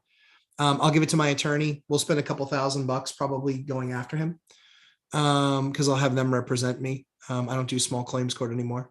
But have them represent me, go in, get a judgment, and then sell the judgment. That's what we'll do. And so I'll ruin his credit because I'll sell it to a collection company. Give him a chance to pay. If he doesn't pay, then we'll just sell it to collections. Yep.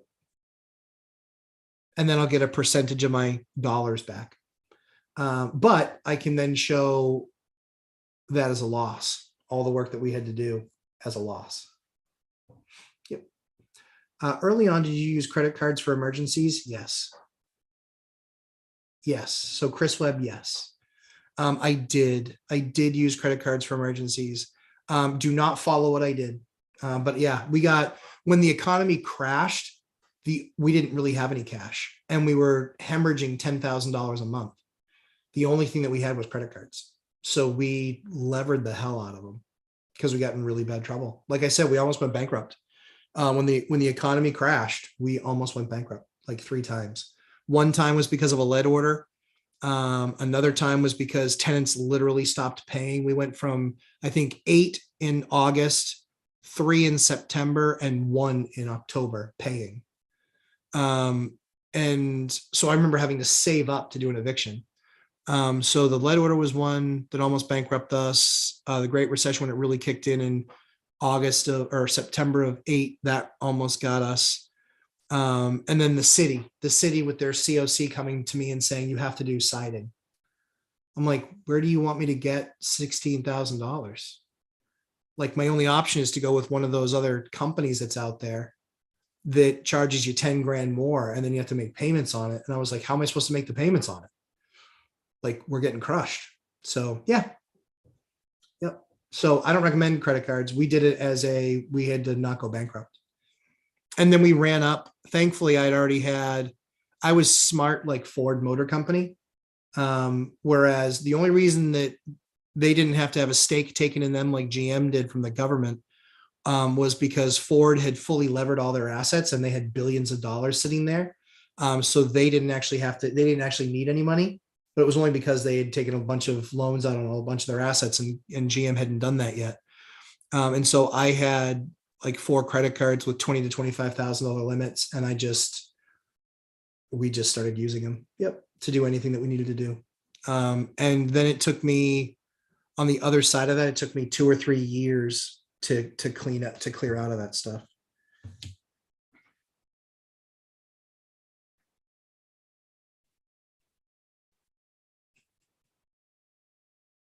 So yeah, that's what we did. Angel R, does the lumberjack drink rum or tequila? Neither. I don't drink at all. Not even beer. Not even beer. And I didn't have an issue. Not that there's anything wrong with that, but I never drank. Never drank, never smoked. I like steak too much. Yeah. Good question though.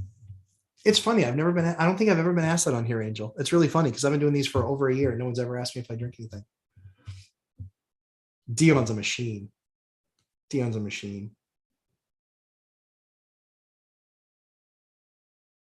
Dion's a machine. Yeah. Crimson Knight. Yep, that's what's happening right now with my 4-bed in Nashua. I could get $2,400 in rent, which is stretching, but if you look at it as a $600 a room, it's a steal. Exactly. When FMR in Nashua, yep, exactly. 1 bed is a $1,400. That's exactly right. Crimson Knight, you already know this, right? So we don't ever rent out by the room, like giving people separate contracts and separate roommate agreements. We put them all in the same lease and they're joint and severally liable. And so that gives us the ability to, a lot of times it's people that know each other, acquaintances. Sometimes they're really good friends. That varies. But my rents, I mean, that's a large part of how we drive our rents. We rent out to grad students. Now, granted, we give, our places are nice. In fact, if you look at that video on my site, you'll see the quality of the places that we have. They're usually new cabinets and new counters and, nice pulls and new appliances. So we're looking to get the people that lived in a nice house when they were kids and their parents want them to be in a nice place too. And it feels like home to them. So we have some guys leaving this year. They've been with us for 6 years. They've paid my mortgage for 6 years. They've paid, what have they paid? 6 years. They've paid like $140,000 of my mortgage in 6 years. Man, I'm gonna have to give those guys a thank you present. And that's one side of the duplex. Because there's the other side of the duplex. They just left. They've been there 8 years. Holy cow. And they paid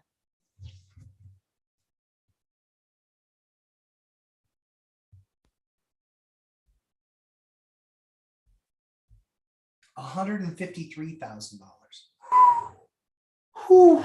Now, when they moved into that building, I think I owed like $250,000 on that building. And I think right now I owe like $155,000 on that building. That's worth $500 all day long. Probably $550. So, man, that is glorious. Kelly Birkenau. Hi, Kelly. Thanks for dedicating your weekend to us. Oh, I'm happy to do it. I feel you are mentoring us for free. That's true. That's exactly why I do this. And I don't sell my time. This is exactly why I do it this way. Because I want everybody, as many people as possible to have access, as opposed to just the people that want to spend $300 for an hour. I get offers all the time and I don't do it. So thank you for saying, Kelly. I appreciate that. That's the goal. That's why I house hack my bedrooms. Tom, awesome. I love that. Kelly, I'm painting my duplex today. Give me the confidence to do it. Oh, you can do it. You can do it, Kelly, for sure. For sure.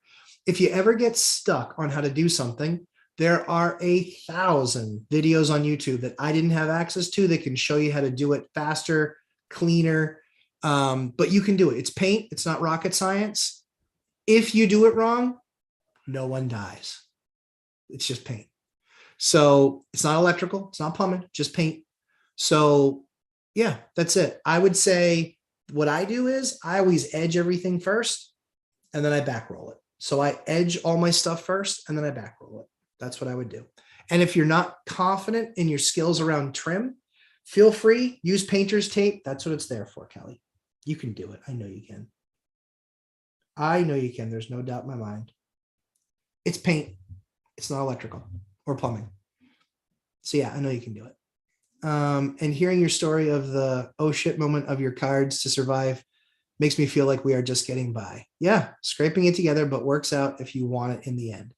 Yeah, I'm an open book. I mean, Dion had $90,000 in debt from his ex-wife. We had tenants so we had paid for our wedding. Mine and Ashley's, Mr. and Mrs. Lumberjack. We paid for our wedding. We paid for our honeymoon, which were not extravagant things. We literally pieced it together piece by piece by piece, but we paid for everything.